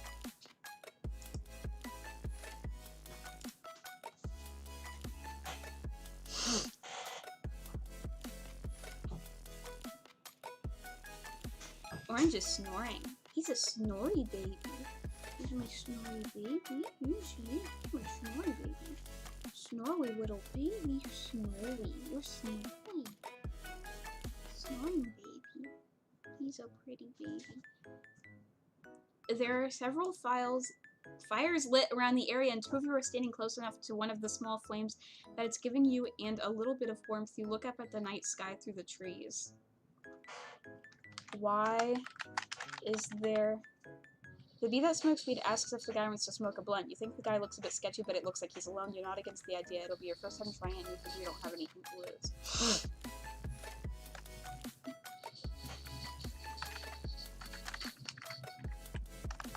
This is a drug-free zone.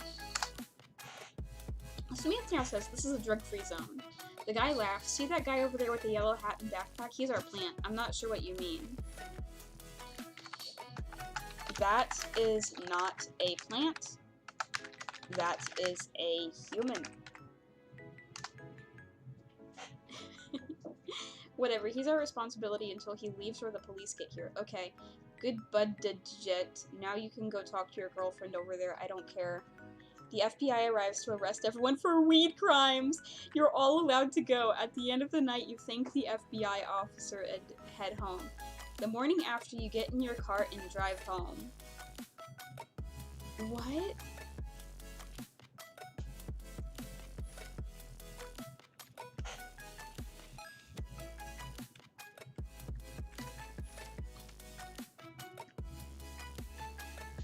I thought we got arrested. No jail time? Are we all white?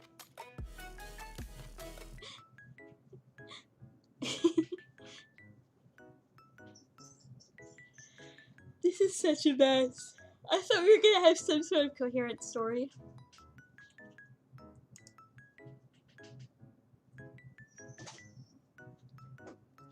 The bee that smokes weed says, ooh, handcuffs, I like that. You pull into your driveway and get out of the car. As you go to open the front door, you see a delivery guy from the corner grocery store walking away from your house with your new fridge. What? Bonks. Himbo. Actually, what's in the bag? Your new fridge. The store's name is handed to you. You think the guy can go inside. Bonks. That. Be that. smokes weed for being horny.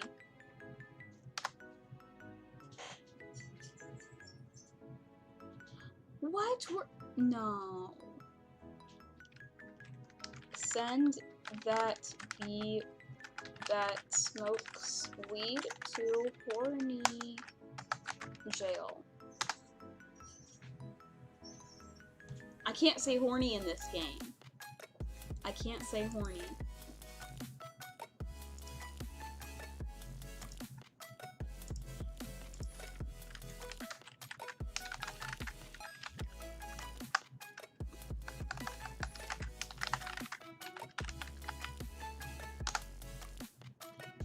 Samantha looks at the fridge. The newfangled thing actually looks fairly nice. Your mom and dad aren't home, which is always a relief in this situation. You quickly open the fridge and switch it on.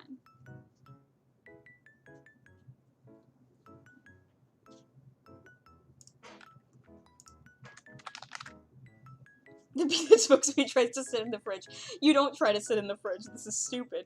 You quickly sit down at the kitchen table and turn on your phone. Your notification light starts blinking. You check your messages. The fitness laser test establishes the government within the fridge. You're startled when you hear your phone make a really loud tone. Someone has saved you as a contact number under the name Fitness Test.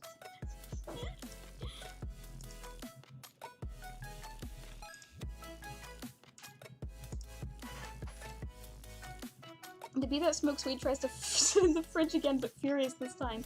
This is super creepy and a little concerning. You decide to call the police. You call 911. A woman answers the phone. Hello, my name is Special Agent Ashley, and I'm with the FBI. The fitness test is EY. I'm sorry to inform you, you continue, but there's a threat to kill you tomorrow night. What? You received a message, right? Yes, what does it say?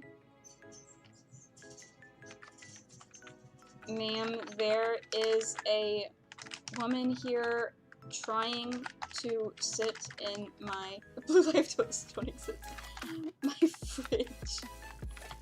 You'll be killed tomorrow night. Hold on, I've got to go, the woman says. I'll be there in a minute. You wait patiently for the woman to finish whatever she was doing.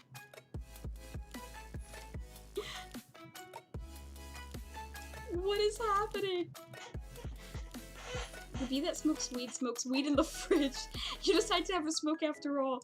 You sit down at the table and pull out your weed and lighter. You have a quick puff, then put it away. You hear a car pull in the driveway.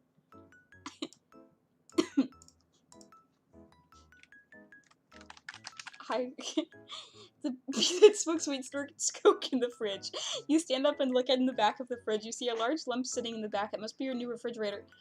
There's a fridge in the fridge? Why do we have so many fridges? Go in the fridge. In the fridge.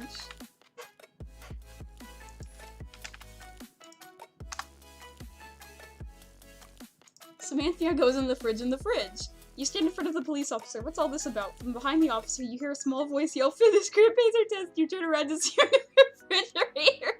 The bee that smokes weed slaps the cop. You make a mad dash for your new refrigerator. The officer begins running after you. You grab the top handle, pull it forward, and slam the door shut. Everyone knows. Police officers. The fitness gram pacer test recruits the fridge government. You point at the cop and say, "That's not the FBI." You look at the note in the officer's hands. The officer reads it to you. It says,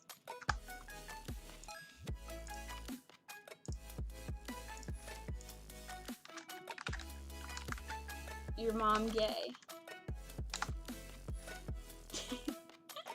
You shrug. "Who knows," you say, turning around and walking back towards the front door. "I'm taking this into evidence," the officer says, putting the note into his pocket. The fitness gram pacer test says, "Good for her." You shrug and walk back into your home. You walk upstairs and go to bed. Before you do, you pull out your phone and send a message to your new pacer test contract. The bee that smokes weed kills the cop. You wake up the next morning to knock at your front door. You get up and get to answer it. Standing in front of you is a woman wearing a suit but no name tag. Hey, actually, maybe this would be a more coherent story if we tried just using the story feature instead of the do or say feature. The bee that smokes weed kills the woman. You don't recognize her, so you're about to close the door in her face when she puts her hand on it. She smiles. You can't kill me, the woman says. I'm Mori Calliope.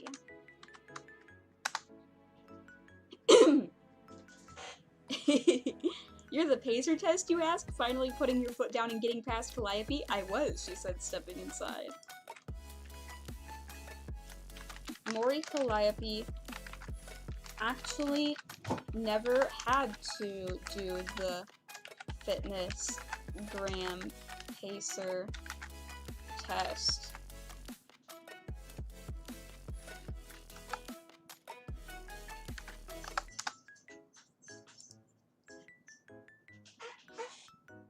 It kicked you out? Wait, hold on, why did it kick you out? Did it kick both of you out?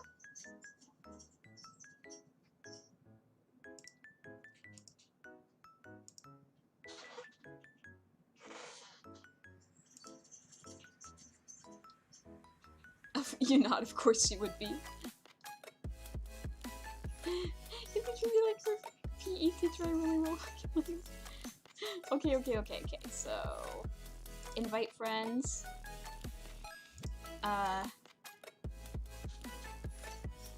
Account. Make. Kick me out. Okay, yeah, but Delaney got kicked out for some reason. Hold on, I'll copy this, and I will add text.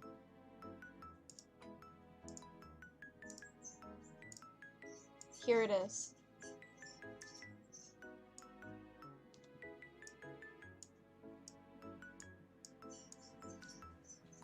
JVX79GSN. JVX79GSN.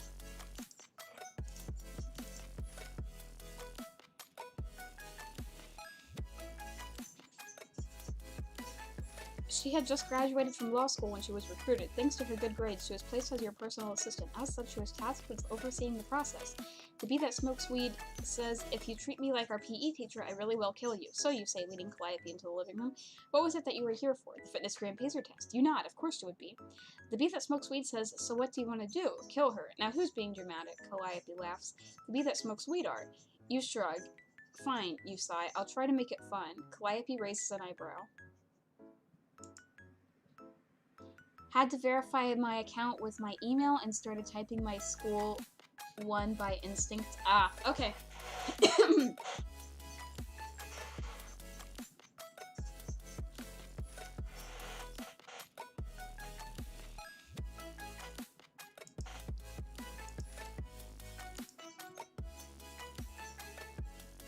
I put a slit in your eyebrow? Okay, you say, no joke, you can put a slit in my eyebrow. Well, I'm not sure I actually want to do that, she says. What is happening?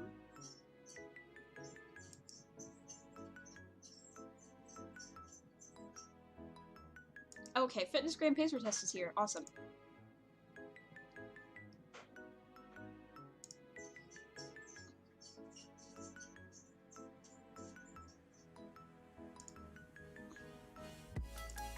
I am trying to make a story, but it's not working. You step back. Calliope lifts her eyebrow and slashes your eyebrow open. Blood pours down your face. Ah, you yell, holding a hand to your wound. The fitness gram pacer test says, the bee that smokes weed says, I didn't mean like that. What, you ask? Not done, she smiles. Calliope walks further into your room and sits in your bed. Yeah, well, it still hurts. I'm sorry, she says, immediately stopping. It's fine, you say. Calliope smiles. The fitness gram pacer test provides financial compensation. Calliope slowly walks towards you and puts your hand on her shoulder. Thanks, you say. Of course, she smiles. Calliope stands up and pulls her hoodie over her head.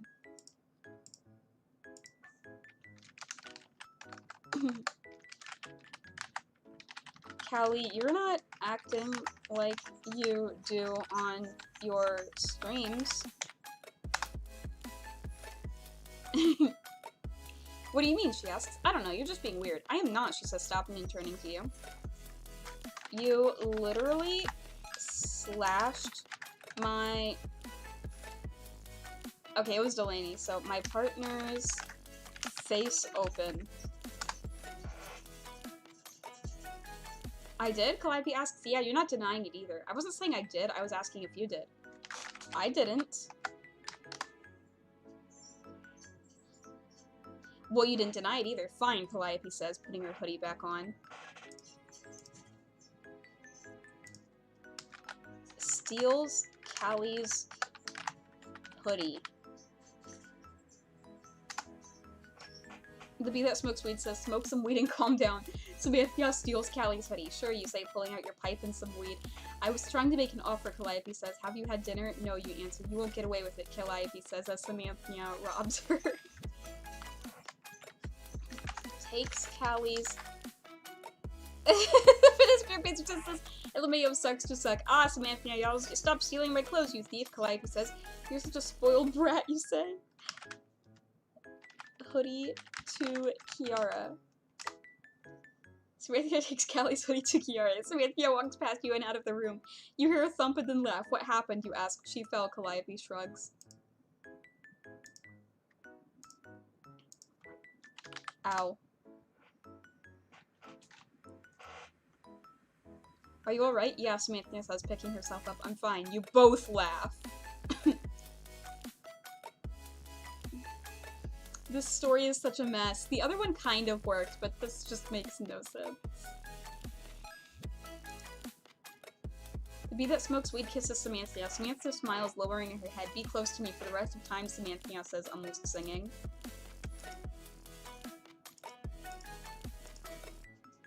Sings. Samantha sings.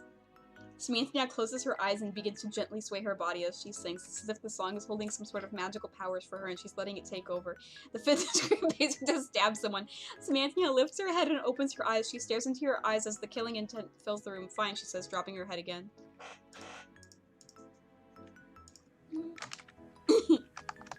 Bleeds to death. Samantha bleeds to death. Samantha, she screams. I yelled my own name. Samantha falls backwards, collapsing as you see a trio of wooden stakes impale her back.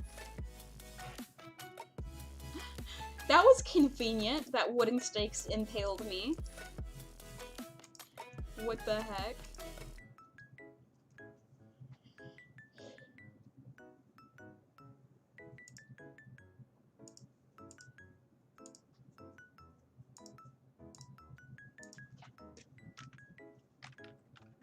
It is Catgirl tradition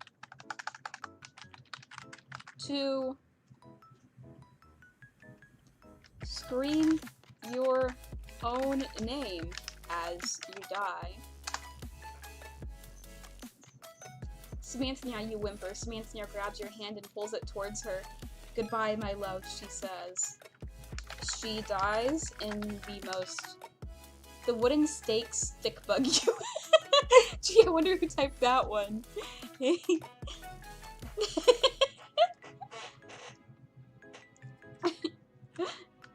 Cringe comp. The bee that smokes weed. What is that? Did the lady delete that?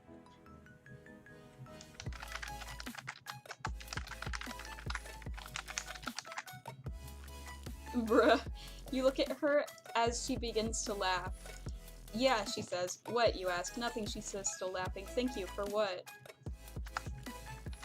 The bee that smokes weed is glad that Samantha is dead. If she was still alive, she would have had to call upon the entire supply of weed she has in order to kill you. For being so nice, she says. I'll never forget this. The bee that smokes weed Fitness Gram Pacer says, I will. Who are you? The Fitness Gram Pacer. Who are they, you ask? The G Gram Pacer appears, sitting perfectly still in front of you. They're my masters, the Pacer answers. The bee that smokes weed and the Fitness Gram Pacer test make out. The bee that smokes weed says, I'm not as think as you drunk I am. Why are you still here? The girl asks. I'm waiting for my master, the G Gram Pacer answers. They're getting a key to open the door. Who's they? The bee that smokes weed and the Fitness Gram Pacer test make out. Don't mind them. The G Gram Pacer says they do that. Who are they, you ask? Nobody. Nobody makes out. The bee that smokes weed says, yeah, it happens a lot. Nobody makes out. Nobody, huh? Nobody, she says. How do you know that if they're nobody or not if you've never seen them, you ask? What is happening? The G Gram Pacer stops before laughing. Yeah, it happens a lot, G Gram Pacer says. Everyone's really high when they're here. The Fitness Gram Pacer test says the Fitness Gram Pacer test. The what, you ask? It's what we call themselves, the G Gram Pacer says, because we measured our body fat in relation to how much exercise we do. The Fitness Gram Pacer test's name is gradually getting less and less like the original. Like, now it is the G Gram Pacer. It's the G Gram Pacer. The bee that smokes weed says, you wonder why I'm so skinny. Yeah, the G Gram Pacer says, but it's also because we eat so little. Everyone goes on the G Gram Pacer. The Fitness Gram Pacer gives him some Skittles. You're not very talkative, the G Gram Pacer says. What is there to say, you ask? We just do our work here and wait for death.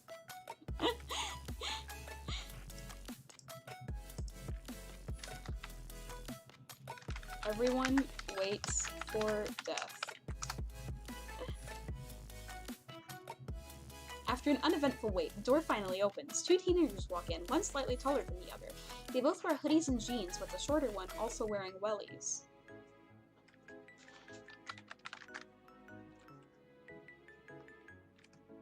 The Fitness Gram Pacer test steals the hoodies. Hey you, the taller boy says, staring at you. We're not supposed to talk, the G Gram Pacer says. We only speak when spoken to. Who are you? The bee that smokes weed takes hoodie off. Who are you? I'm the G Gram Pacer, the G Gram Pacer says. We're the guardians of the weed. You look nothing like the legends. Everyone knows about the legends. The legends always... The bee that smokes weed says, I am the legend. What? The G Gram Pacer asks. The legend said that the G Gram Pacers were beautiful, you say. These two, they're ugly. We're not ugly. The Fitness Gram Pacer test says, haha, ugly. I said, we're not ugly, shh, the G Gram Pacer says.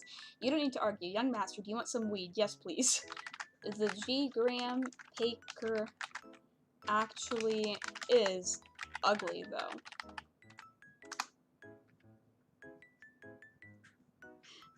Like, painfully so. After a few minutes, the G Gram Pacer gives you your weed. Thank you, you say, trying not to look at her. You're welcome.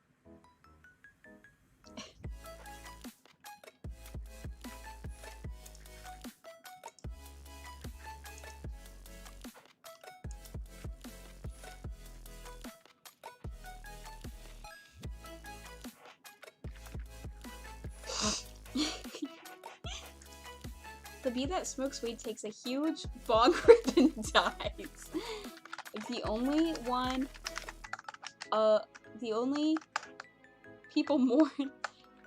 people alive are the G Gram Pacer and the Fitness Gram Pacer test. They sit. The bee that smokes weed comes back to life by the weed legends.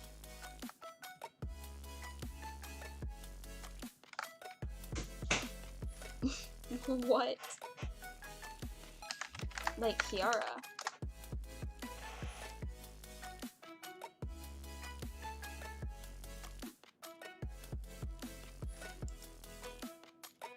The bee that smokes weed says, bruh.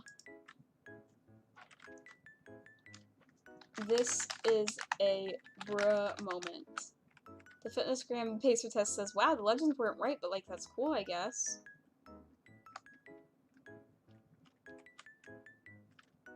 A cool bruh moment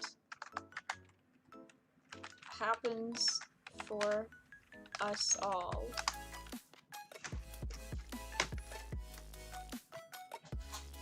Did we break it?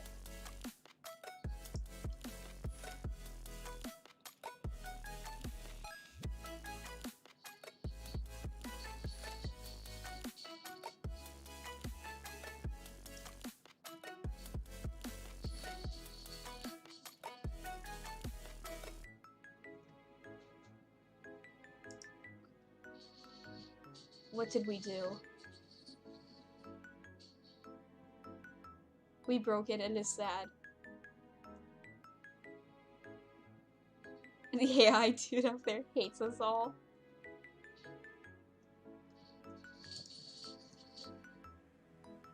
Can I, okay, refresh? What does refresh do?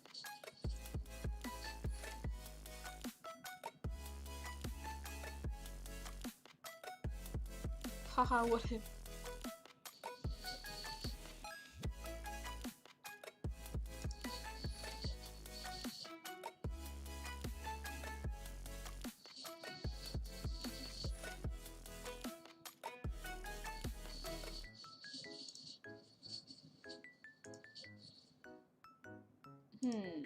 How do I...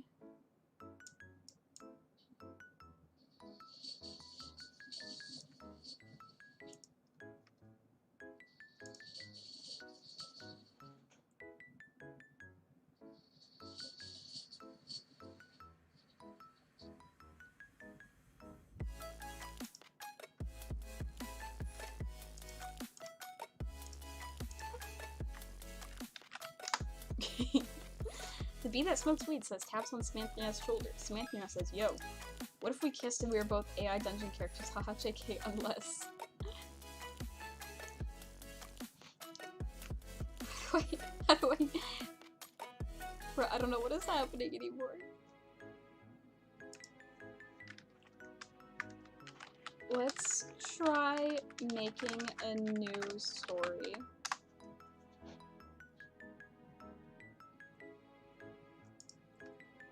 Okay, I'm just gonna go back and multiplayer. Can I do custom?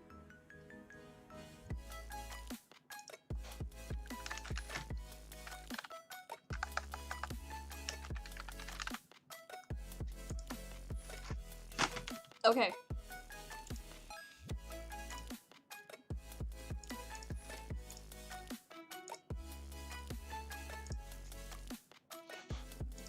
Okay, here's the code for this one. Attempt number 3. Yes, this is a game I like to call attempt number 3. Here it is, boys.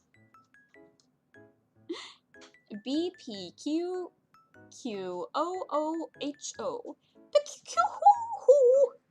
This is what the grandma says in Rhapsody Street Kids believe in Santa before she says Christmas.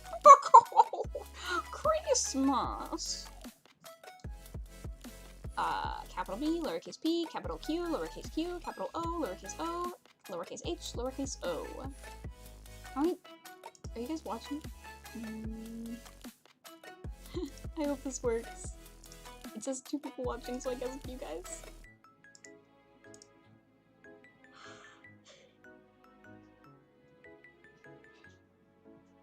This is working.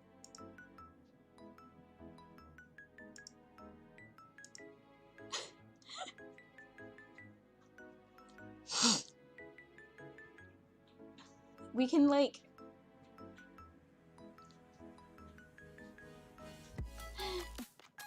We can try again. We can try our absolute best to have a story that makes sense. We will try. I actually love that some guy named, like, the Fitness Packer or whatever showed up. That was hilarious.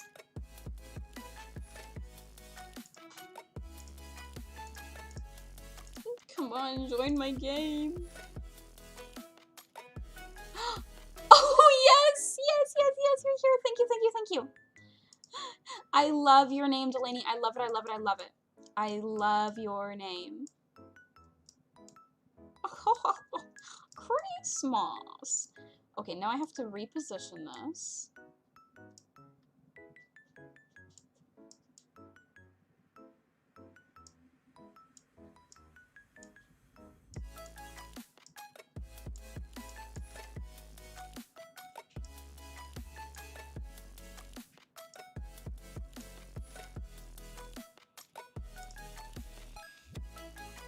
Alright, there we go. And, okay. Enter a prompt that describes who you are in the first couple sentences where you start out. Alright, got it. You are a...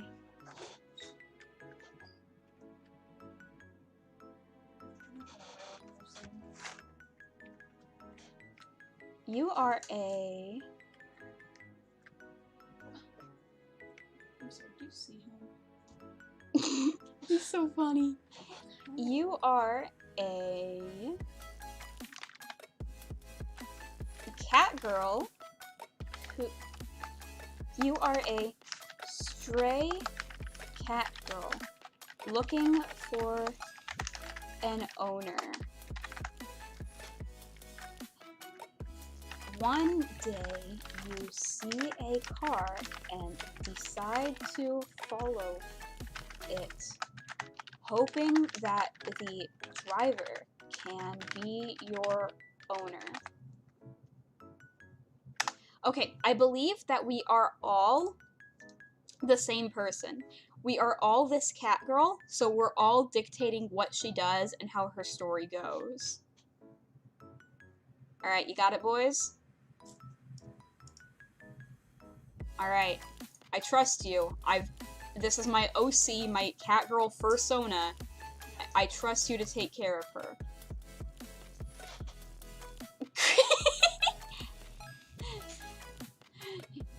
You follow the car for a while, but then it stops. A man exits and looks around. It seems like he's looking for someone. Maybe he will be your owner. You feel a strange feeling and see your body disappearing. Some kind of weirdness is going on. Okay, we just started and already you made some kind of weirdness go on, and now my Catgirl's disappearing. I don't want my Catgirl to disappear. No weirdness. The bee that smokes weed eats a donut while following the car. That's odd. You don't feel any different. You decide to follow the car again, but you can't find it. You look around and notice someone is waving at you from a police car. And Christmas leaves. You get in the police car and notice the driver to be a woman who is smoking a cigarette. She doesn't seem to be very happy. But where is the driver of that car? The woman asks you. What is happening?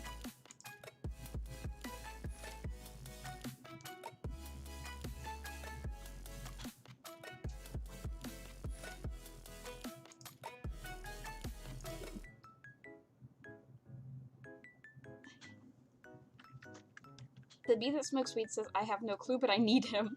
That's... bee? Yeah. The bee is smoking. Yeah.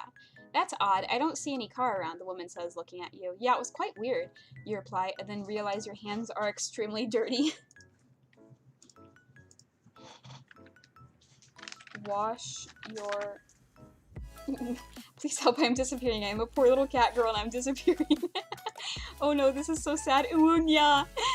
Perfect, Delaney. You're so good at this. The woman looks at you with a creepy look. What the hell, man? I can't help you if you keep flailing around like some pervert, the woman says. Delaney said, help, I'm a poor little cat girl, I'm disappearing, oh no, yeah. The woman said, you're a pervert. The bee that smokes weed says, please just be my senpai. The woman speeds up and starts to drive erratically through the city. You try to hold on tight, but it is already too late as you go through a bus shelter and die on the spot. You killed my cat girl.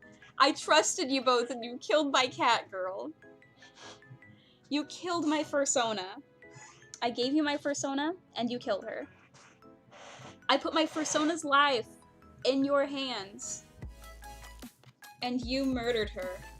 Yeah, you died. Sorry about the short chapter this time. I was trying out some new things and they didn't turn out well. Wait, did the AI say that? The AI said that? Revive stuff. Chapter 3, party time. How did we get to chapter 3? Aren't you dead? Since you got yourself a free will, you can do whatever you want now, and what you want right now is to have some sort of fun, but how exactly? I know Kai is gonna say smoking weed. I know it. We're gonna smoke weed, aren't we?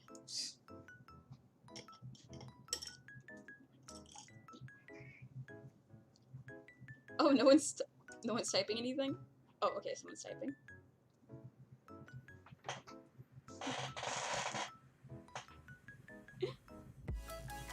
The bee that smokes weed pulls out handcuffs! No! If it wasn't for the handcuffs, you would have tried to kill her already. The handcuffs seem to conflict with your will, and you are unable to harm her in any way. You are weird.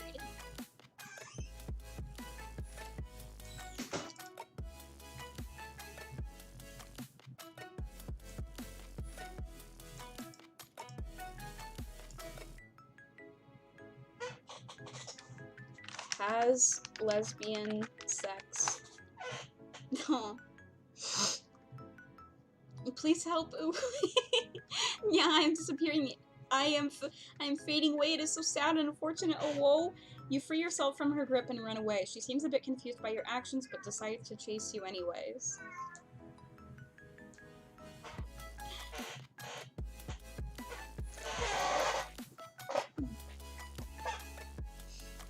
What is happening? The bee that smokes weed goes in the direction of the first car. You find a car and hide under a bush next to it. Your best guess is that she doesn't want to go through the hassle of finding you, so she's going for the path of the first car she sees. Christmas cries. Your goal was to get to the other side of the road, but turns out you ended up right back at the car again. You quickly hide in the grass again. This is too fun. What?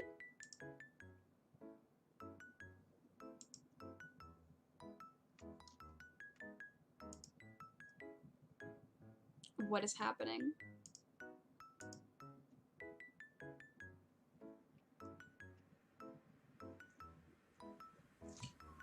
I can't.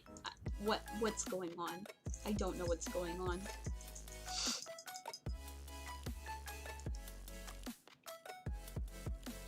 The bee that smokes weed says, "Ooh, this car is my new senpai." He watches she gets in the driver's seat. Now you will become my servant. You will hit her on the road.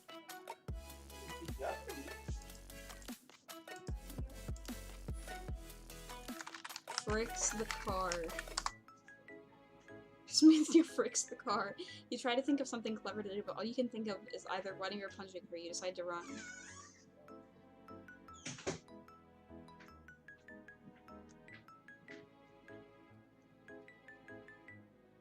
Christmas says, "Why is the narrator tormenting me?" Cries cutely. "Oh, whoa, I am sad. Ooh, ooh, ooh." Cute Catgirl posed. While running away, she manages to drive into the other lane and hits a car. Why you? You keep running, but your lungs are almost empty and you feel really sick. You have COVID-19. The vaccine has protected you! You decide not to waste it and run into a drugstore to buy some fruit juice. Ah, the poor girl just fell down. I can't be late for work.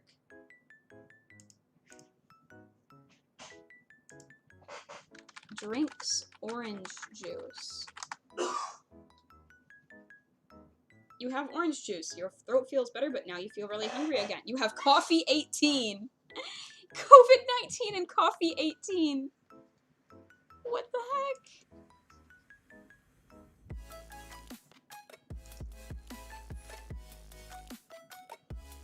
Drinks all 18 coffees. The bee that smokes weed buys a rhino pill. You have coffee 19. This will make you vomit immediately and get a huge headache, but it will cure your hunger. I'm fun. What did you do? Coffee 18, ooh, ooh, X3, coffee 18, my beloved, my aboard, ooh, ooh, oh, oh, I need a hospital. You have decided to go to this weirdo's apartment. Anyway, I'll help you.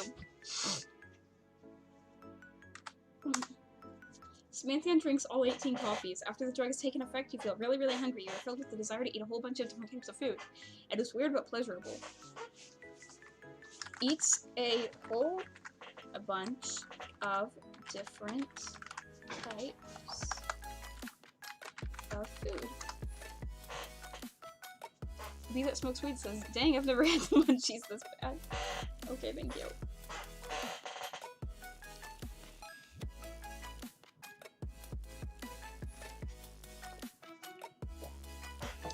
So now I'm confused. So is there one character who is you, and then other characters who are Samantha, Christmas, and the bee that smokes weed? Is that how this works? We are self-insert characters? But then who is you? But then you is someone else? I don't know how this works. I feel like I need to watch someone else do multiplayer, AI Dungeon before I realize how it works, because right now I'm so confused.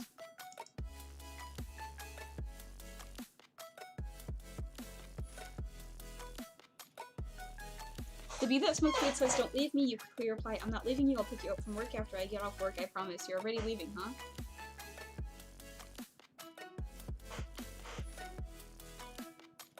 Christmas says, "You know, I haven't started fading from existence in a while now. It would suck if something bad happened to Boo. It would be so terrible if I had a consistent plotline XT.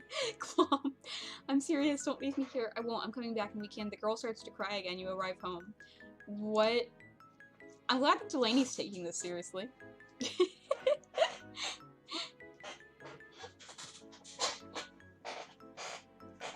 I think we are characters, and then you is another character? You is the main character, then we are other characters? The bee that smokes weed says, "Smokes weed at home." You walk into your house and get a bottle of wine. Your mom won't even notice that you're gone. She's always out at work. You probably open the wine and drink it all before heading to the computer. Plays movie start. The computer's on fire! The bee that smokes weed at home. You take a deep breath and begin to smell the smoke. Then you realize that the smell doesn't bother you. In fact, it smells good. Everything is burning. Everything is in flames. You scream as the fire consumes your home and life. You kind of like it, though.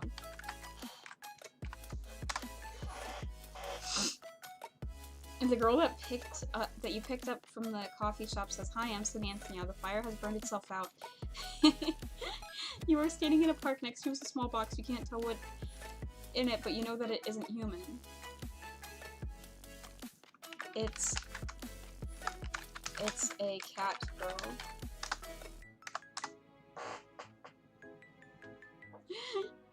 I broke it.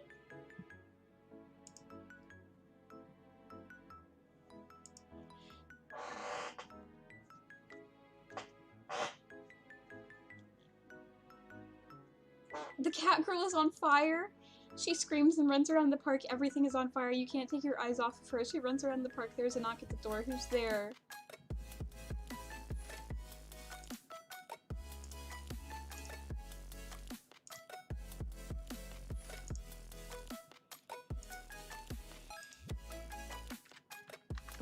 Orange. Orange who? Orange, you glad I'm a murderer? The murderer lunges at the Catgirl.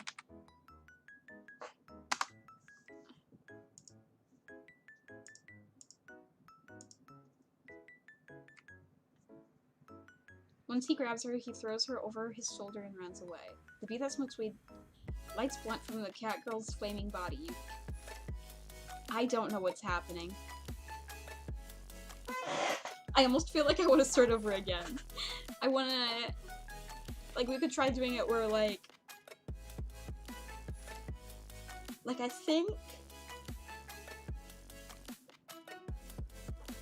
think what's supposed to be happening is you is the main character, and we all contribute to what you does.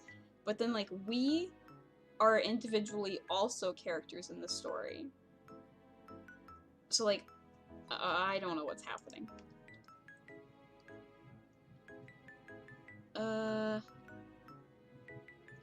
Okay, so the Catgirl escapes. The woman says,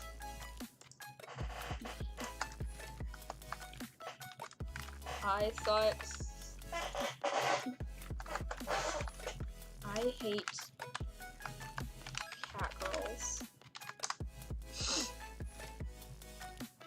Catgirl takes a deep breath. Then you see her sneak up on the woman from behind before she can get too far.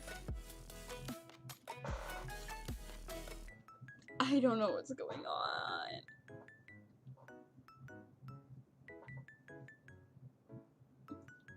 The Catgirl kills the woman with her claws. The woman's blood splatters all over your clothes. The Catgirl screams, "I'm a murderer." The Catgirl begins to run away. The bee that smokes weed kisses the Catgirl.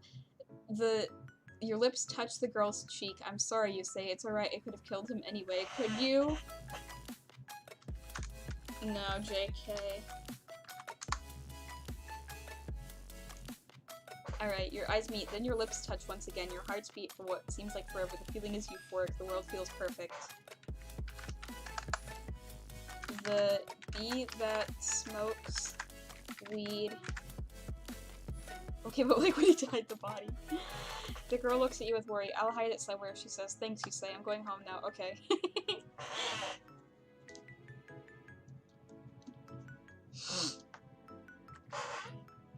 The Catgirl goes home and plays movie star plan. The bee that smokes weed says, "I know a place we could hide it." The girl nods. You follow the girl to the parking lot of the apartment complex. The girl gets in her car and drives off. "I love your Catgirl, my beloved." The Catgirl looks at you and purrs. "Don't worry about the body," you say. You get in the car and drive off.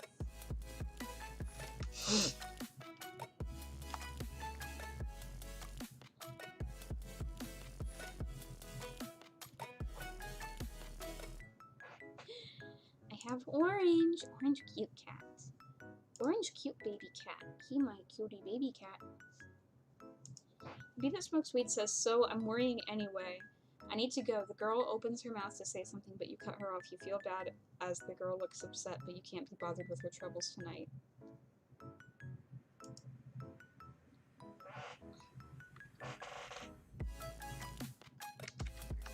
Corpses are so troublesome.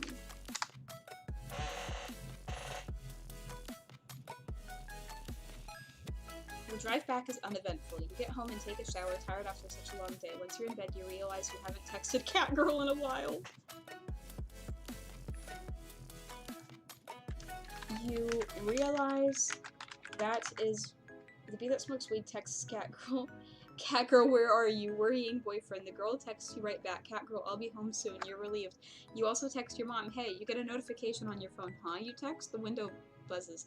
"Catgirl, hey, can you come over?" The Catgirl comes over.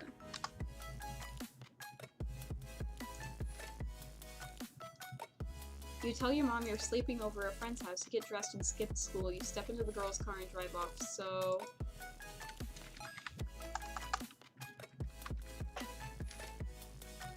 we're gonna go to a junkyard and collect. "I'm a Catgirl stan, a simp, an apologist if you will." "So you are a man," you respond. "Yeah, I was." The bee that smokes weed says, "I can't stop thinking about you." The girl looks at you. "I'm a stalker." "How do you know I can trust you? You don't." "Well, that sucks. What's your problem?" They make out.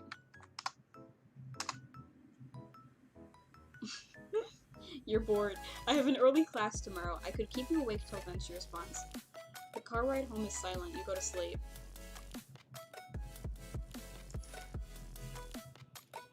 The Catgirl is trans. I thought so too. I thought that was what it meant. As are a few other celebrities. You don't really care though. You wake up and walk to school with the girl. Wait, so you're a morning person, you ask? Let me keep this straight. So there's you, who is a Catgirl. There is the other Catgirl. There is the bee that smokes weed. There's Christmas, and there's Samantha. So we have 3 Catgirls, one of whom is you, and 2 other people.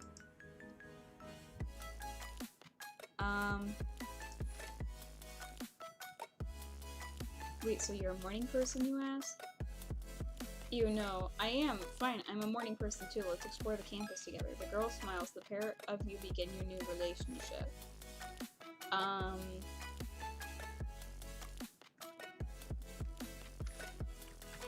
You explore... The bee that smokes weed says, I'm really happy you're here. After school, you go to the girl's car. You both get in. So you begin. I just wanted to thank you for last night and for the past few days.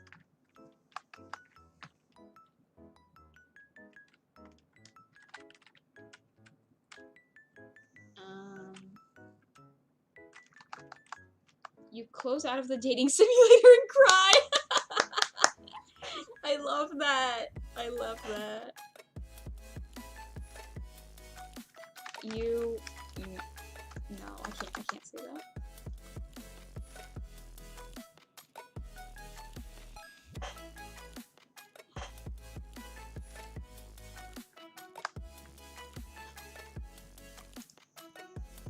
Samantha feels called out.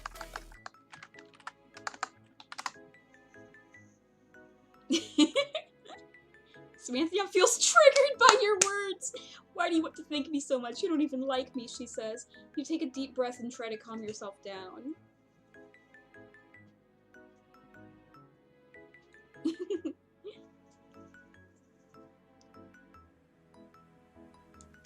Is an SJW. I like you as a friend. Bull, she says. Samantha pulls up her shirt and reveals her hairy stomach. How can you love a Catgirl with a hairy stomach? Are you on your Sundre arc? Samantha, you say. Oh, wait! Samantha?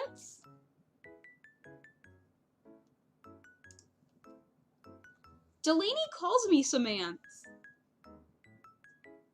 The game just happened to say Samantha?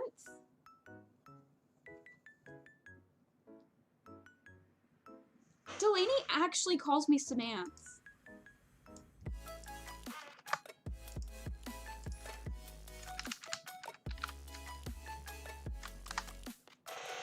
That's a thing that I actually refer to myself as, Samantha. What the heck do you think you're doing? You say, Samantha puts her shirt back on. I'm not trans, she says, but... Trans girls don't have... I simply cannot accept this. It's a joke. You turn the car around and pull it over to the side of the road. Cat, you say, I know you're still gay, but what is this? What is this? What is this?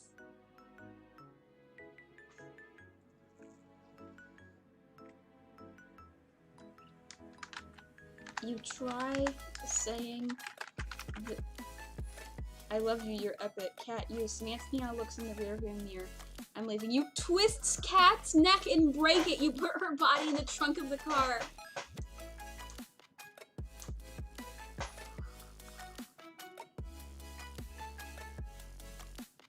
What? What the heck, actually? You pull out your phone and call the police. 911, what is your emergency? The voice on the other end inquires. Hi, I'm looking for Deputy Laval. I am Deputy Laval. The voice says. What can I do for you? You pull the trunk up and begin driving. There's been a car crash and I think someone may be dead. Okay. Deputy Laval says, I see it. You pull up to the wreck of the car.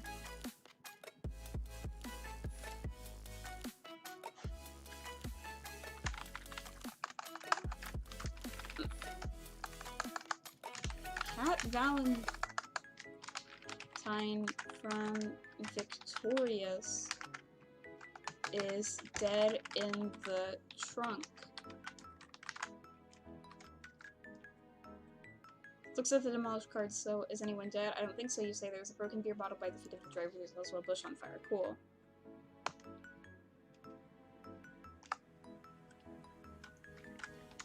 The Deputy. Why am I a detective now? I think the car crashed through a bush and into a tree. Cool, you knelt down to look at the car. Holy frick, you shout. Cat Valentine from Victorious is dead in the trunk. Who could have done this?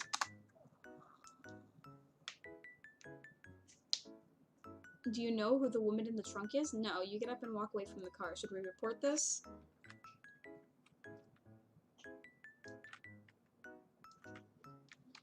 You know that Cat Valentine. Hey dude, I gotta say I killed her. It was all sad and stuff. What? I killed her. No you didn't. Yes I did, he replies. You should be thankful for my mercy. Now I need to go finish off this sheriff. Another cat girl laying unconscious under the car but still alive. Why did you kill her? You don't want to know. Yes I do. The other girl struggles to get up but she is unable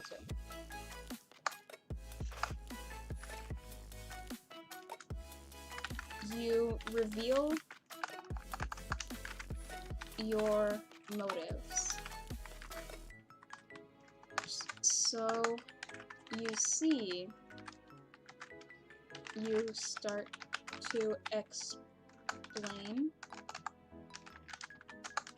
I want to rid the world of cat girls. They are cringe. Actually, I identify as a huge cat, the other girl says. I identify as a huge cat, the other girl says. You grab her by the shoulders and slam her down onto the concrete. Sucks to suck. I'd say, what's your name? She asks. Cat, you reply. Why are you doing this, Cat? She asks. Because I have a stupid name. No, I mean, why are you targeting cat girls specifically? I'm not. I'm just going to schools and killing them. I don't have a specific target. You lied. You are specifically targeting. You had just lied. You release her and sit back on your heels. Are you done, you ask? Yeah, another girl. This one, a black cat girl, walks out from the trees.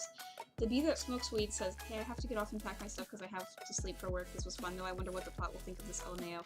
You drive the car into the forest and stop it. You get a... Okay,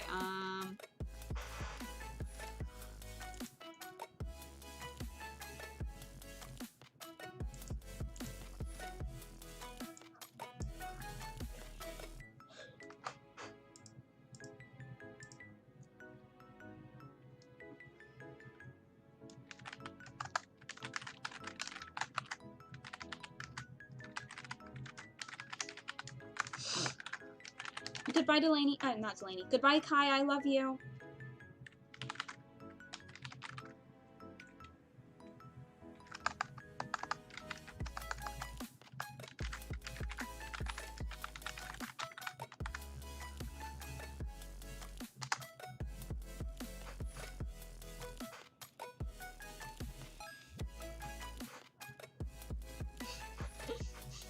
No, I'm done with this one. We could try to restart the new game. But, yeah, bye-bye, Delaney. Not Delaney. Frick, I did it again. Bye-bye, Kai, I love you. Please get some sleep. Yeah, so, Delaney, if you wanna keep going, we can.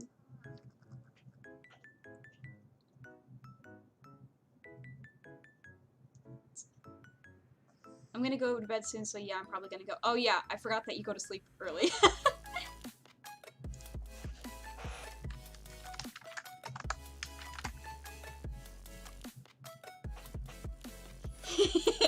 Amadeus. Who is Amadeus? Yeah, Amadeus.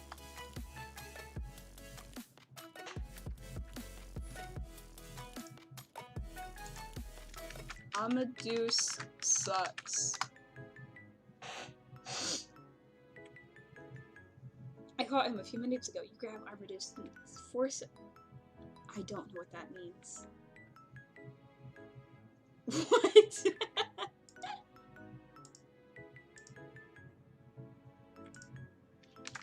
Delaney, will you suck my top 10 anime betrayals? My sugar rush dry.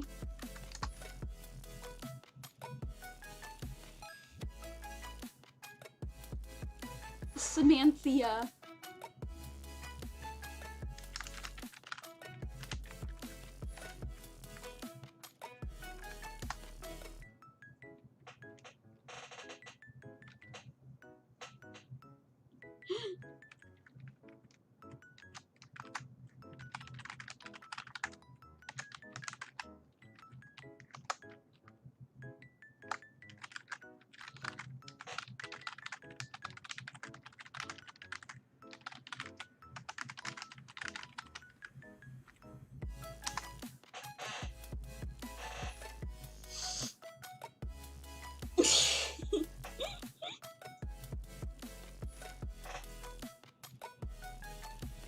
Oh, ew. you fall asleep dreaming of your eternal embrace. Okay, so that was a mess. Oh my gosh, Vad! Oh my gosh, Vad, when did you get here? Oh no, I hope this isn't another thing where it's like you got here like right as we were ending it. Thank you for your support beams. We were playing AI Dungeon, and I was doing it single player for a while, and then I decided to try out the multiplayer with Kai and Delaney, and so we were doing that for a while. And moral of the story, it's you got here just now. It's cool. Go live your life. Well. I mean, yeah, I was gonna go bed because I had a really busy day today, which is why the stream was late. So I'm kind of tired. But yeah, to catch you up on what happened, we tried doing multiplayer, but multiplayer AI Dungeon is impossible. So yeah, it was a mess. It was an absolute mess. But yeah, thank you for being here for the time that you were. I'm in Discord with my buddies, was just gonna lurk for a while, so you had another view for the metrics. Aw, you're very sweet, Vad. Thank you. But yeah, I actually, yeah, I think I'm gonna, I think I'm gonna, stop here, cause yeah, I did a lot today. Like I went to a party and stuff, and so now I'm tired, and yeah, Delaney and Kai are both going to bed. I'm gonna go to bed too. But yeah, thank you for being here. And Kai and Delaney probably aren't are not listening right now, but thank you to you two, Kai and Delaney, for joining me and trying multiplayer AI Dungeon with me. I love you both. And I think that's gonna be it. Thank you for to everyone who came to the stream. I hope you enjoyed that absolute mess of a story. It was great. Okay. Thank you. Bye bye. See you tomorrow.